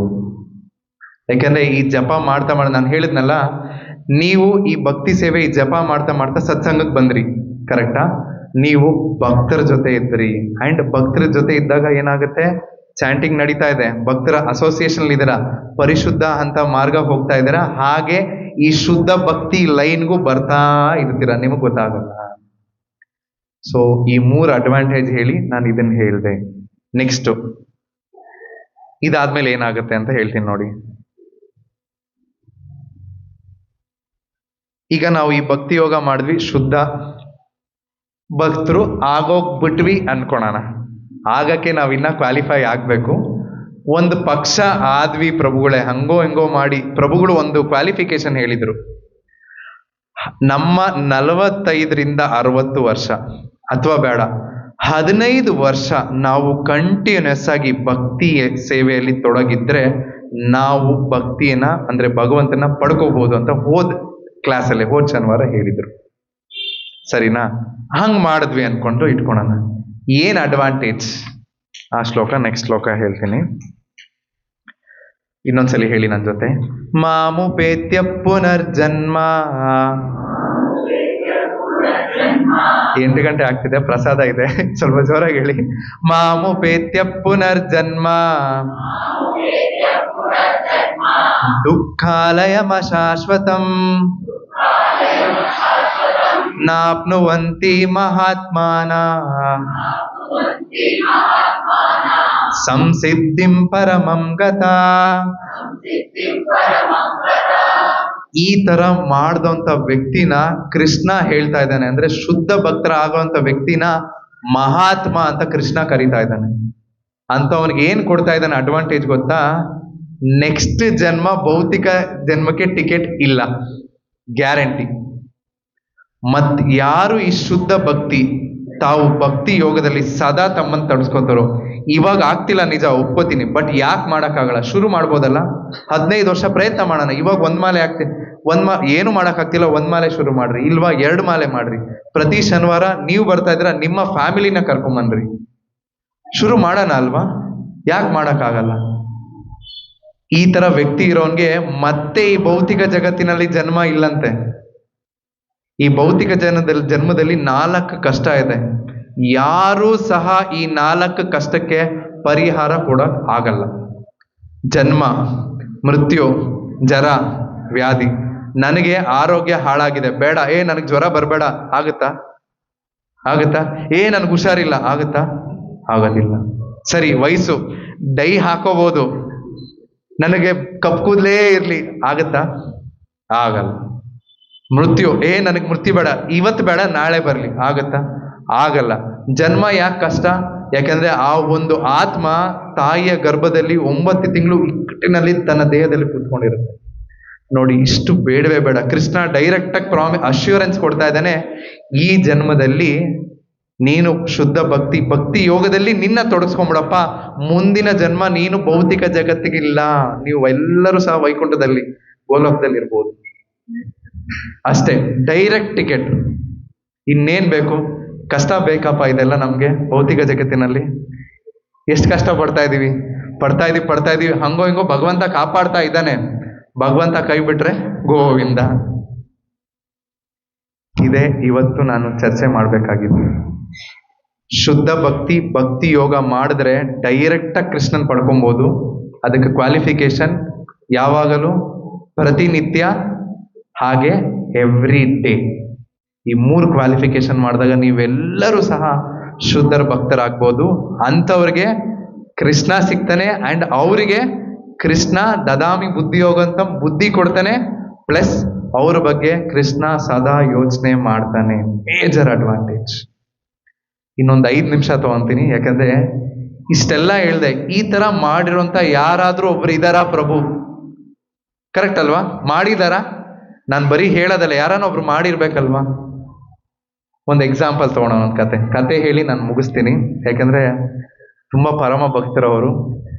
ಶ್ರೀಮದ್ ಭಾಗವತದಲ್ಲಿ 9ನೇ ಸ್ಕಂದ, ನಾನು ಮನೆಗೆ ಹೋಗಿ ಓದಿ, ನಾನು ಅದಕ್ಕೆ ಇದು ಹೇಳ್ತಾ ಇರೋದು.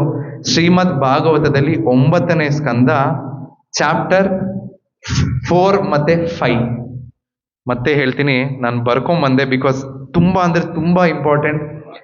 ಮನೇಲಿ ಭಾಗವತ ಇಲ್ಲ ಅಂದ್ರೆ ತಗೊಳ್ಳಿ, ಇಲ್ಲ ಅಂದ್ರೆ ಇನ್ನ ಬೇಗ ಅಂದ್ರೆ ನೀವೆಲ್ಲ ಇವಾಗಿನ ವಿವರ ChatGPT ಮಾಡಿ. ಕರೆಕ್ಟ್ ಅಲ್ವಾ? ChatGPT ಮಾಡಿದ್ರೆ ನಿಮ್ಗೆ ಕತೆ ಬರುತ್ತಲ್ವ, ಅಟ್ಲೀಸ್ಟ್ ಹಂಗಾದ್ರೂ ಹೋಗಿ ಓದಿ. ನಾನು ಅದನ್ನ ಹೇಳ್ತೇನೆ, ಕತೆ ಓದಿ ಹಂಗಾದ್ರು. ಭಾಗವತ ಇಲ್ಲ, ಅಟ್ಲೀಸ್ಟ್ ಇಂಟರ್ನೆಟ್ ಅಲ್ಲಿ ಹೋಗಿ 9ನೇ ಸ್ಕಂದ ಚಾಪ್ಟರ್ 4 and 5 ಹಾಕಿ ಈ ಕತೆನ ಓದಿ. ನಾನು ಈ ಕತೆ ಇವತ್ತು ಹೇಳ್ತೀನಿ, ಡಿಸ್ಕ್ರಿಪ್ಟಿವ್ ಆಗಿ ಓದಿ. ಸೊ ಒಬ್ಬ ವ್ಯಕ್ತಿ ಇದ್ದ, ಅವನು ಸೂರ್ಯ ವಂಶದಲ್ಲಿ ಹುಟ್ಟಿರ್ತಾನೆ, ಅಂದ್ರೆ ರಾಮನ ಲೀನಿಯೇಜ್ ಅವನಲ್ಲಿ ಇರುತ್ತೆ. ಇಕ್ಷ್ವಾಕು ವಂಶ. ಅವನ ಹೆಸರು ಅಂಬರೀಷ ಮಹಾರಾಜ ಅಂತ. ಓಕೆನಾ? ಈ ಅಂಬರೀಷ ಮಹಾರಾಜನ ಹತ್ರ ಎಂತ ಆಸ್ತಿ ನಾವು ನೋಡುವಿರಲ್ಲ, ಅಷ್ಟು ಆಸ್ತಿ ಇರುತ್ತೆ. ಸಂಸ್ಥಾನ ಇರುತ್ತೆ, ಆಳಿರ್ತಾರೆ, ಅರಮನೆ ಇರುತ್ತೆ, ಎಲ್ಲ ರೀತಿಯ ಅವನಿಗೇನ್ ಬೇಕು ಹಿಂಗ್ ಹೇಳಿದ್ರೆ ಹಿಂಗ್ ಮಾಡೋವಂಥ ವ್ಯಕ್ತಿಗಳಿರ್ತಾರೆ. ಆದ್ರೂ ಸಹ ಅಂಬರೀಷ ಮಹಾರಾಜ ಬಹಳ ಅಂದ್ರೆ ಬಹಳ ಅದ್ಭುತವಾದ ಒಂದು ಗುಣಗಾನ ಮಾಡ್ತಾನೆ. ನಾನು ಅದು ಹೇಳ್ತೀನಿ.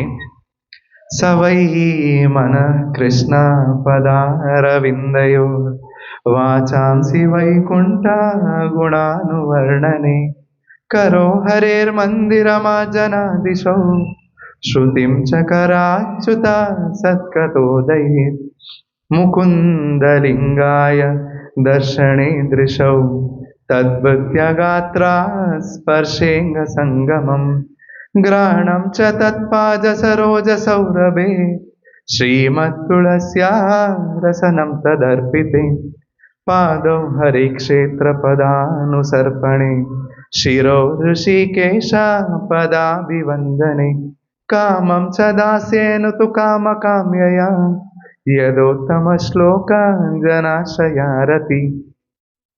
ಇಷ್ಟು ಅಂಬರೀಷ ಮಹಾರಾಜ ಹೇಳೋದಿದು.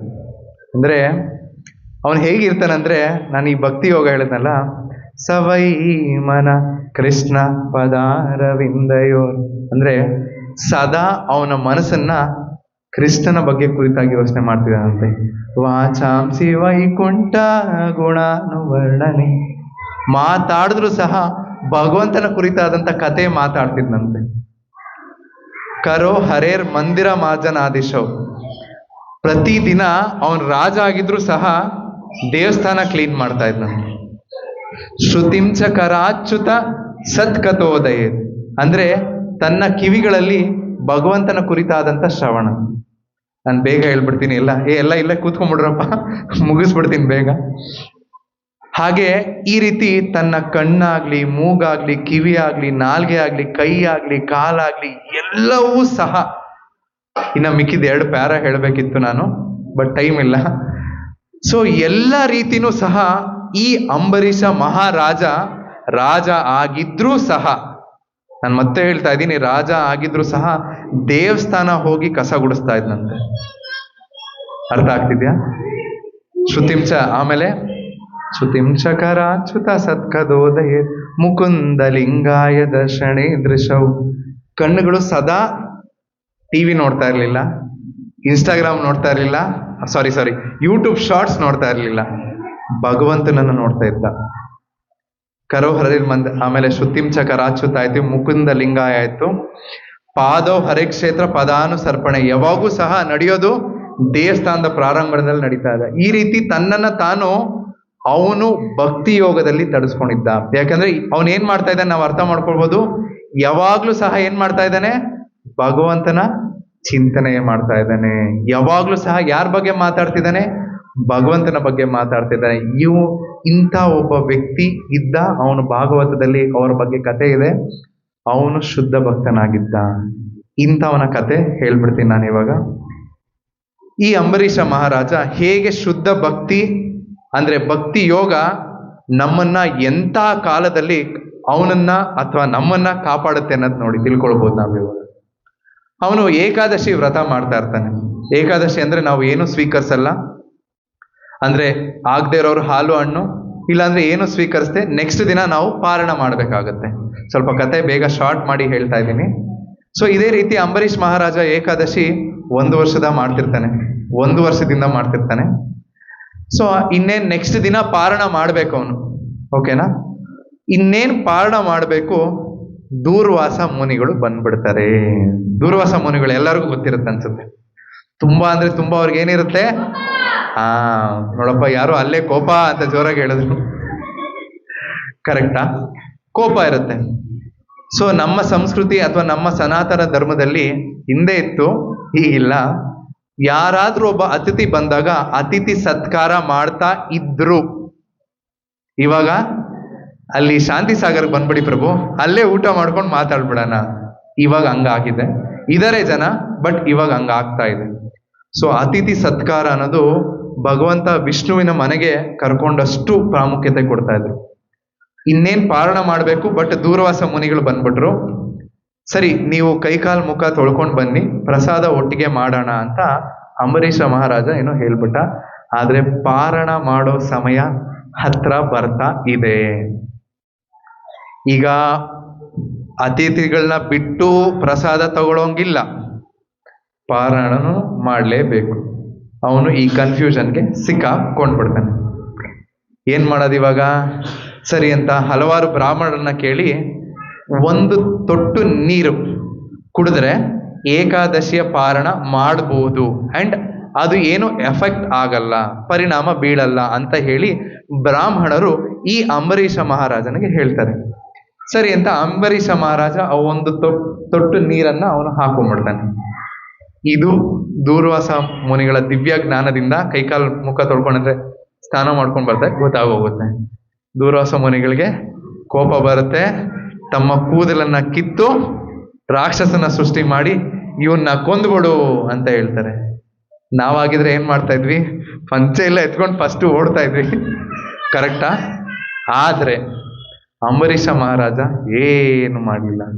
ಕೃಷ್ಣ, ನಿನ್ನ ಚಿತ್ತ ನನ್ನ ಪ್ರಾಣ ಹೋಗ್ಬೇಕು ಅಂತ ಇದ್ರೆ ನಿನ್ನ ಚಿತ್ತ ಅಪ್ಪ, ಏನೇ ಆಗ್ಲಿ ನಿನ್ನ ಚಿತ್ತ ಅಂತ ಅಲ್ಲಿ ನಿಂತ್ಕೊಂಡ. ಆದ್ರೆ ಇದನ್ನ ತಿಳ್ಕೊಂಡಂತ ಭಗವಂತ, ಯಾಕಂದ್ರೆ ಅವನು ಶುದ್ಧ ಭಕ್ತನಾಗಿದ್ದ, ಅವನು ತನ್ನನ್ನ ತಾನು ಭಕ್ತಿ ಯೋಗದಲ್ಲಿ ತೊಡಸ್ಕೊಂಡಿದ್ದ. ಆ ಕಾರಣಕ್ಕೆ ಭಗವಂತನ ಗೊತ್ತಾಯ್ತು. ಇಮ್ಮಿಡಿಯೇಟ್ ಆಗಿ ಭಗವಂತ ಸುದರ್ಶನ ಚಕ್ರ ಕಳಿಸ್ದ. ಆ ಸುದರ್ಶನ ಚಕ್ರ ಬಂದು ಇಮ್ಮಿಡಿಯೇಟ್ ಆ ರಾಕ್ಷಸನ ಟಕ್ಕಂತ ವಧೆ ಮಾಡ್ತು. ಮಾಡದೆ ಇನ್ನ ಏನ್ ಮಾಡ್ತು? ದೂರ್ವಾಸ ಮುನಿಗಳನ್ನ ಅಟ್ಟಾಡ್ಸ್ಕೊಂಡು ಅಂದ್ರೆ ಹಿಂದೆ ಹೋಯ್ತು. ದೂರ್ವಾಸ ಮುನಿಗಳ ಸುದರ್ಶನ ಚಕ್ರ ಅಟ್ಟಾಡ್ಸ್ಕೊಂಡು ಹೇಗ್ ಬರ್ತಾ ಇದೆ ಅಂದ್ರೆ, ಫಸ್ಟು ಬ್ರಹ್ಮಲೋಕಕ್ಕೆ ಹೋದ್ರಂತೆ. ಬ್ರಹ್ಮಲೋಕಕ್ಕೆ ಹೋಡು, ದೇವ್ರೇ ನನ್ಗೆ ಈ ತರ ಸುದರ್ಶನ ಚಕ್ರ ಹಿಂದೆ ಬರ್ತಾ ಇದೆ, ಹೇಗಾದ್ರೂ ಮಾಡಿ ಕಾಪಾಡಿ ಪ್ಲೀಸ್ ಅಂತ ಕೇಳ್ಕೊತಾರೆ. ಬ್ರಹ್ಮ, ನನ್ಗಾಗಲ್ಲಪ್ಪ, ನನ್ನ ಸೀಟೇ ಕಂಟ್ರೋಲಲ್ಲಿ ಇಲ್ಲ, ನನಗ್ ಕೊಟ್ಟಿರೋದೇ ಭಗವಂತ, ನಾನೇನ್ ಕಾಪಾಡ್ಲಿ? ಬ್ರಹ್ಮಲೋಕನೂ ಆಗಲ್ಲ. ಸರಿ, ಶಿವನ ನೋಡಿ, ದೂರ್ವಾಸ ಮುನಿಗಳಿಗೆ ಎಷ್ಟು ಶಕ್ತಿ ಇತ್ತು. ಒಂದ್ ಲೋಕದಿಂದ ಇನ್ನೊಂದು ಲೋಕ, ನಾವ್ ಇಲ್ಲಿಂದ ಇಲ್ಲ ಓಲಾ ಟ್ಯಾಕ್ಸಿ ಎಲ್ಲ ಒಂದ್ ಲೋಕದ ಇನ್ನೊಂದು ಲೋಕಕ್ಕೆ ಹೋಗ್ತಾ ಇದ್ದಾರೆ. ಮತ್ತೆ ಎಲ್ಲಿಗೋದ್ರು? ಕೈಲಾಸಕ್ಕೆ ಹೋದ್ರು. ಶಿವ ಧ್ಯಾನ ಮಾಡ್ತಾ ಇರ್ತಾರೆ. ಶಿವಪ್ಪ, ಹೇಗಾದ್ರೂ ಮಾಡಿ ಕಾಪಾಡಿ, ಈ ಸುದರ್ಶನ ಚಕ್ರ ನನ್ನಿಂದೆ ಮತ್ತೆ ಬರ್ತಾ ಇದೆ ಅಂತ. ಶಿವ, ಪ್ಲೀಸ್ ಅಪ್ಪ, ನನಗೂ ಆಗಲ್ಲ, ನನಗೆ ಆ ಶಕ್ತಿ ಇಲ್ಲ, ನನ್ನ ಬಿಟ್ಬಿಡು ಅಂತ. ಸರಿ, ಮತ್ತೆ ದೂರ್ವಾಸ ಮುನಿಗಳು ವೈಕುಂಠ ಲೋಕಕ್ಕೆ ಬರ್ತಾರೆ. ವಿಷ್ಣು ಅಲ್ಲಿರ್ತಾರೆ. ದೇವ್ರೇ, ಕೃಷ್ಣ, ಮಾಧವ, ಪ್ಲೀಸ್ ಹೇಗಾದ್ರೂ ನನ್ನ ಕಾಪಾಡಿ ಈ ಸುದರ್ಶನ ಚಕ್ರದಿಂದ. ಕೃಷ್ಣ ಏನ್ ಹೇಳ್ಬೇಕು? ನೋಡಪ್ಪ, ನನ್ನ ಕೈಲೂ ಆಗಲ್ಲ, ನೀನು ಆ ಅಂಬರೀಷ ಮಹಾರಾಜ ಶುದ್ಧ ಭಕ್ತನಿದ್ನಲ್ಲ, ಅವನು ನಿನ್ನ ಶಂಸಿದ್ರೆ ಆಗ ಈ ಸುದರ್ಶನ ಚಕ್ರ ನಿನ್ನ ಏನು ಮಾಡಕ್ಕಾಗಲ್ಲ ಅಂತ ಹೇಳ್ತಾರೆ. ಆಗ ಇಮ್ಮಿಡಿಯೇಟ್ ಆಗಿ ದೂರ್ವಾಸ ಮುನಿ ಅಲ್ಲಿಂದ ಓಡ್ ಬಂದು ಅಂಬರೀಷ್ ಮಹಾರಾಜರ ಹತ್ರ ಕ್ಷಮೆ ಇನ್ನೇನ್ ಕೇಳಬೇಕು. ಅಂಬರೀಷನ್ ಮಹಾರಾಜ್ಗೆ ಅರ್ಥ ಆಗುತ್ತೆ, ಕೃಷ್ಣನ ಆರಾಧನ ಅಂತ ಹೇಳ್ಬಿಟ್ಟು ಅವನು ಕ್ಷಮೆ, ಯಾಕಂದ್ರೆ ದೂರ್ವಾಸ ಮುನಿಗಳು ದೊಡ್ಡವರು, ಅವನು ಅದನ್ನ ಒಪ್ಕೊಳ್ದೆ, ಅವನು ಸ್ವೀಕರಿಸ್ದೆ. ಏನಾಗಿದ್ದು ಅವನು ತನ್ನ ಮನಸ್ಸಿನಿಂದ ಅವ್ರನ್ನ ಕ್ಷಮಿಸಿ ತಾನು ಪ್ರಸಾದವನ್ನ ಇಬ್ಬರು ಭೋಗ ಮಾಡ್ತಾರೆ. ಆಗ ಸುದರ್ಶನ ಚಕ್ರ ದೂರ್ವಾಸ ಮುನಿಗಳನ್ನ ಏನೂ ಮಾಡೋದಿಲ್ಲ, ಮಾಯ ಆಗೋಗುತ್ತೆ. ನೋಡಿ, ಜಸ್ಟ್ ಕೇವಲ ಶುದ್ಧ ಭಕ್ತಿ ಆಗಿದ್ರಿಂದ, ಅಂದ್ರೆ ಶುದ್ಧ ಭಕ್ತರಾಗಿದ್ದಾನೆ, ಎಷ್ಟು ಭಗವಂತ ಕಾಪಾಡ್ದ ನೋಡಿ. ಅದಕ್ಕೆ ಕೃಷ್ಣ ಹೇಳ್ತಾನೆ, ನಮ್ಗೆ ಎಲ್ಲರಿಗೂ ಸಹ ಮುಕ್ತಿ ಬೇಗ ಸಿಕ್ಬಿಡುತ್ತೆ, ಇಮ್ಮಿಡಿಯೇಟ್ ಆಗಿ ಕೃಷ್ಣ ಕೊಟ್ಬಿಡೋದು. ಭಕ್ತಿ ಕೊಡಲ್ಲ ಕೃಷ್ಣ. ಯಾಕೆಂದ್ರೆ ನಮಗೇನಾದ್ರೂ ಕೃಷ್ಣ ಭಕ್ತಿ ಕೊಟ್ಬಿಟ್ರೆ ಕೃಷ್ಣನ ನಿಂತ್ಕೊಂಡು ಮಾರ್ಬಿಡ್ಬೋದಂತೆ ನಾವು. ಅಷ್ಟು ಕೃಷ್ಣನ ನಾವು ಶಕ್ತಿ, ಅಂದ್ರೆ ಕೃಷ್ಣ ಅಷ್ಟು ನಮಗ್ ಬಂದ್ಬಿಡ್ತಾನೆ. ವಿ ಕ್ಯಾನ್ ಸೆಲ್ ಕೃಷ್ಣನ್ ಮಾರ್ಬಿಡ್ಬೋದು. ಅದಕ್ಕೆ ಮುಕ್ತಿ ಕೊಡ್ತಾನೆ, ನಮಗ್ ಮೋಕ್ಷ ಕೊಟ್ಬಿಡ್ತಾನೆ. ಮೋಕ್ಷ ಸಿಗೋದು ಕೃಷ್ಣ ಭಕ್ತಿಯಲ್ಲಿ ಈಸಿ. ನಾವೆಲ್ಲರೂ ಜಪ ಮಾಡಿ ಬೇರೆ ಬೇರೆ ಲೋಕಗಳಿಗೆ ಕಳಿಸ್ಬಿಡ್ತಾನೆ. ಗೋಲೋಕ ವೈಕುಂಠ ಸಿಗೋದು ತುಂಬಾ ಕಷ್ಟ. ಅದಕ್ಕೆ ಶುದ್ಧ ಭಕ್ತಿ ಬೇಕು ನಮ್ಗೆ. ಇದೇ ರೀತಿ ಪ್ರಹ್ಲಾದ್ ಮಹಾರಾಜನು ಅಷ್ಟೇ. ಎಷ್ಟು ಪ್ರಹ್ಲಾದ್ ಮಹಾರಾಜ್ ನಾವೆಲ್ಲರೂ ನೋಡಿತೀವಲ್ಲ, ಎಲ್ಲರೂ ಇವಾಗ ಫಿಲಮ್ ಎಲ್ಲ ಬಂದಿದೆ, ಮಹಾವತಾರ ನರಸಿಂಹ ಅಂತ. ಎಷ್ಟು ಕಷ್ಟ ಪಡ್ತಾನೆ ಪ್ರಹ್ಲಾದ್ ಮಹಾರಾಜ. ಒಬ್ಬ ತಂದೆ ತನ್ನ ಮಗನನ್ನ ಹಿಂಸೆ ಬಿಡಿ ಸಾಯೋಷ್ಟು ತಳ್ತಾನೆ, ಹಾವಿಂದ ಕಚ್ಚಿಸ್ತಾನೆ, ಎಲ್ಲಾನು ಮಾಡ್ತಾನೆ. ಆದ್ರೆ ಅವನೇ ಏನೂ ಆಗಲ್ಲ. ಯಾಕೆ? ಭಗವಂತನ ಶುದ್ಧ ಭಕ್ತನಾಗಿದ್ದ. ಇಷ್ಟು ಹೇಳಿ ನಾನು ಮುಗಿಸ್ತೀನಿ. ಮತ್ತೆ 4ನೇ ಪಾಯಿಂಟ್, ನೆಕ್ಸ್ಟ್ ಕ್ಲಾಸ್ ಪ್ರಭು ಏನ್ ಕೇಳಿದ್ರು ಅಂತ ಏನ್ ಹೇಳ್ಬೇಕು ನಾವು? ಶುದ್ಧ ಭಕ್ತಿ ಮಾಡೋದು ಹೇಗೆ ಅನ್ನೋದು ತಿಳ್ಕೊಂಡ್ವಿ, ಭಕ್ತಿ ಯೋಗ ಹೇಗಿರುತ್ತೆ ಅನ್ನೋದು ತಿಳ್ಕೊಂಡ್ವಿ. ಭಕ್ತಿ ಯೋಗ ಶುರು ಮಾಡಬೇಕು, ಇಟ್ಸ್ ವೆರಿ ಈಸಿ, ಸಿಂಪಲ್ ಅಂದ್ವಿ. ಹೇಗೆ? ಹರೇ ಕೃಷ್ಣ ಮಹಾಮಂತ್ರ ಜಪ ಮಾಡೋದ್ರಿಂದ. ಹಾಗೆ ಶುದ್ಧ ಭಕ್ತನ ಗುಣಲಕ್ಷಣ ಏನು? ಯಾವಾಗಲೂ ಪ್ರತಿನಿತ್ಯ ಪ್ರತಿ ಕ್ಷಣ ನಮ್ಮನ್ನು ನಾವು ಭಗವಂತನ ಭಕ್ತಿ ಸೇವೆಯಲ್ಲಿ, ಹಾಗೆ ಭಗವಂತನ ಕುರಿತಾದಂಥ ಹರಿನಾಮ ಸ್ಮರಣೆ, ಅಂದ್ರೆ ಕಲಿಯುಗದಲ್ಲಿ ಇರುವಂತ ಮಾರ್ಗ ಹರೇ ಕೃಷ್ಣ ಮಹಾಮಂತ್ರ ಮಾರ್ಗದಲ್ಲಿ, ಅಂದ್ರೆ ಆ ಜಪಿಸೋದಲ್ಲಿ ನಮ್ಮನ್ನ ನಾವು ತೊಡಗಿಸ್ಕೊಳೋದು. ಇಷ್ಟು ಇವತ್ತಿನ ಕ್ಲಾಸಿನ ಸಾರಾಂಶ. ಇಷ್ಟು ಹೇಳಿ ನಾನು ಮುಗಿಸ್ತೀನಿ. ವಾಂಛಾಕಲ್ಪತರುಭ್ಯಶ್ಚ ಕೃಪಾ ಸಿಂಧುಭ್ಯೋ ಚ ಪತಿತಾನಾಂ ಪಾವನೇಭ್ಯೋ ವೈಷ್ಣವೇಭ್ಯೋ ನಮೋ ನಮಃ. ಅನಂತ ಕೋಟಿ ವೈಷ್ಣವಂತಿ ಕಿ ಜೈ. ಜಗದ್ಗುರು ಶ್ರೀಲಾ ಪ್ರಭುಪಾದ್ ಕಿ ಜೈ. ಈಗ ಆರತಿ ಆಗುತ್ತೆ, ಶ್ರವಣ ಮಾಡೋಣ. ಹರೇ ಕೃಷ್ಣ. ಯಾರಿಗಾದ್ರೂ ಪ್ರಶ್ನೆ ಇದೆಯಾ? ಓಕೆ.